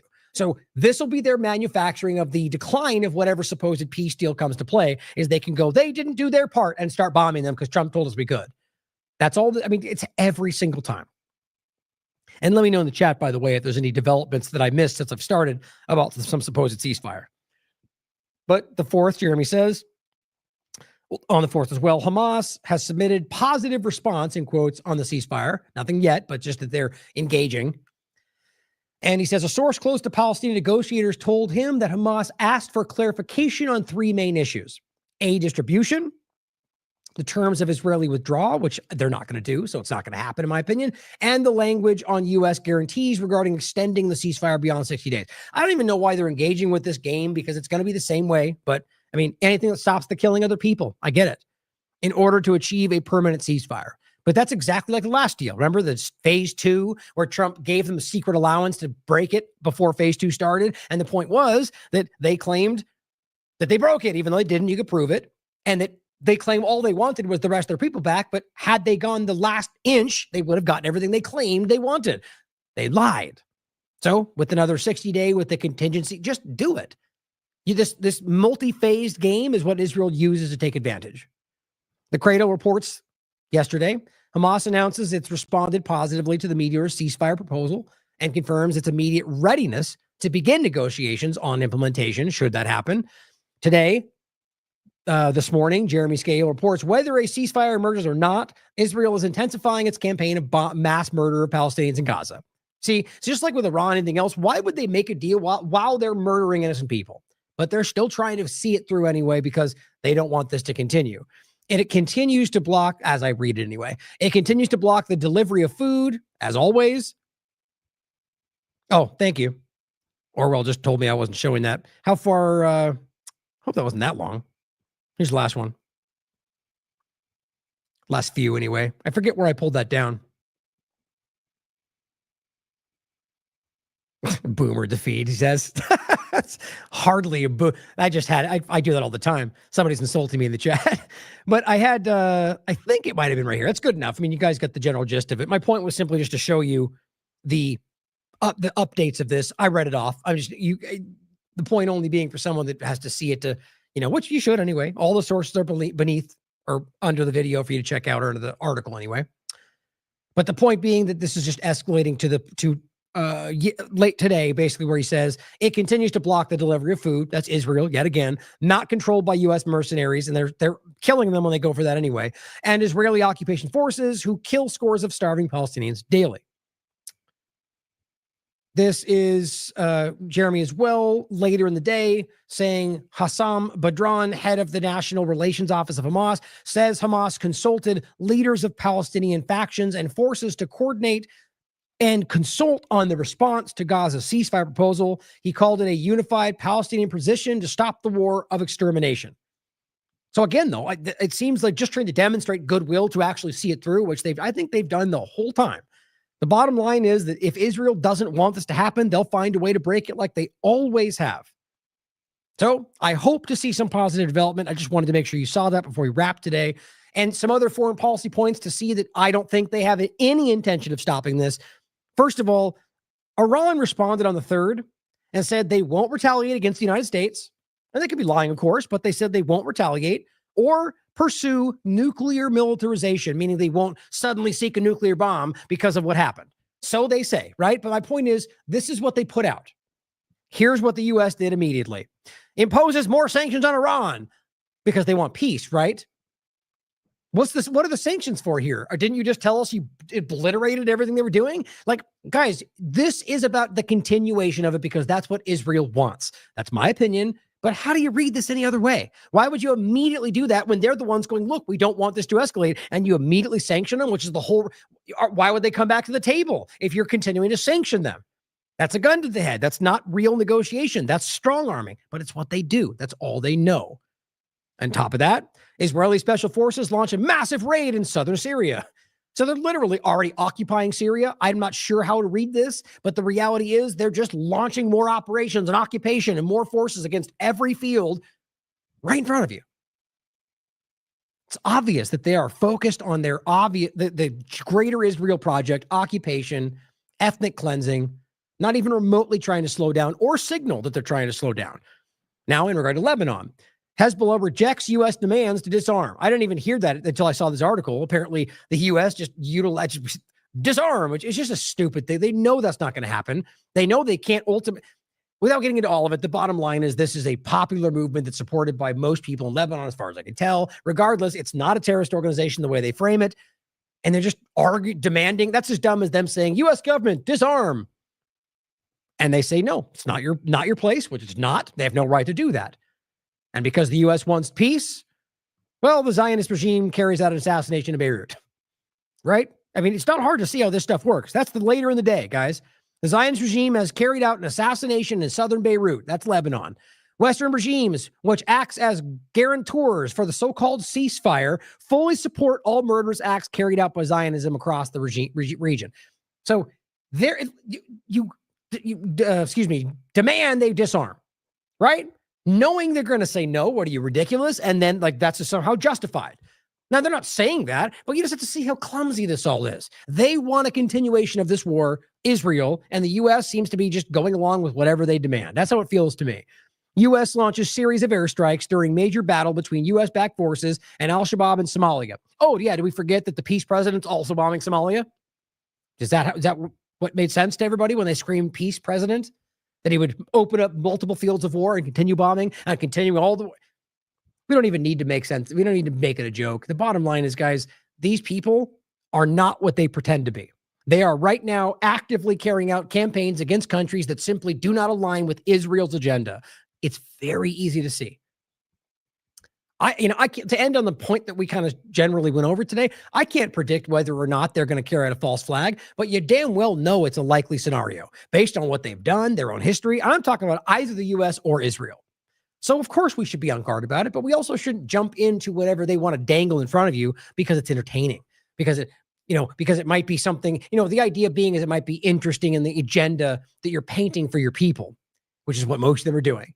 Or just the idea of keeping you so worked up and emotional that you're not really reflecting on whether there's facts behind it. Yes, we should make sure that we can prove what we're claiming, at the very least, that there's some level of evidence to back up that it's, not just a document written about a hypothetical date and then having no connection. It's just clear that they're working you into a position to where you are focused on the boogeyman, the danger in the shadows, as opposed to looking at what's right in front of you, watching what's being done, watching as these people align with a foreign government over the interest of America, watching any number of things happening right in front of you while looking for the boogeyman in the shadows. It's not like we should be ignoring the possible threat from the shadows, but stop looking. It's the old saying, missing the forest for the trees, right? We're looking, instead of what's right there, you're looking over it for some bigger story. It's actually what I keep saying about the way the partisan field covers all this stuff. Like we saw with Lahaina, like we saw with East Palestine, like any number of stories where the immediacy of what we saw alone, maybe not as exciting, but by itself was enough to put people in prison.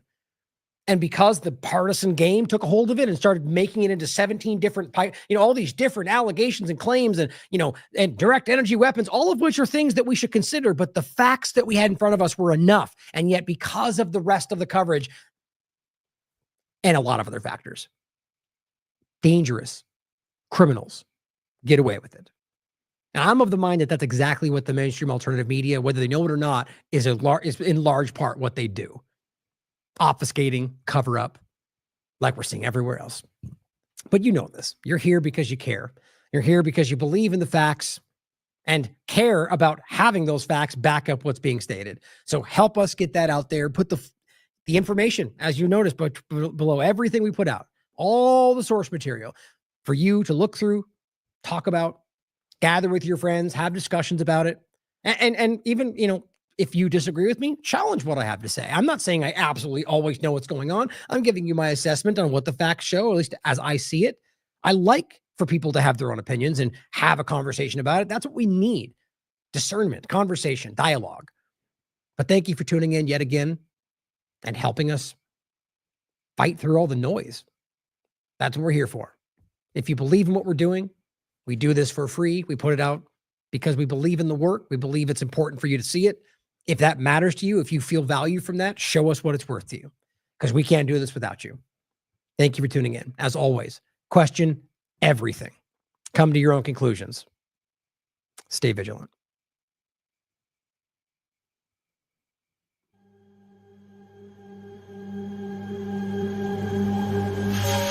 People are waking up. They're questioning things, finding connections, spiritual and otherwise. So as we see more strife, we're going to see more awareness.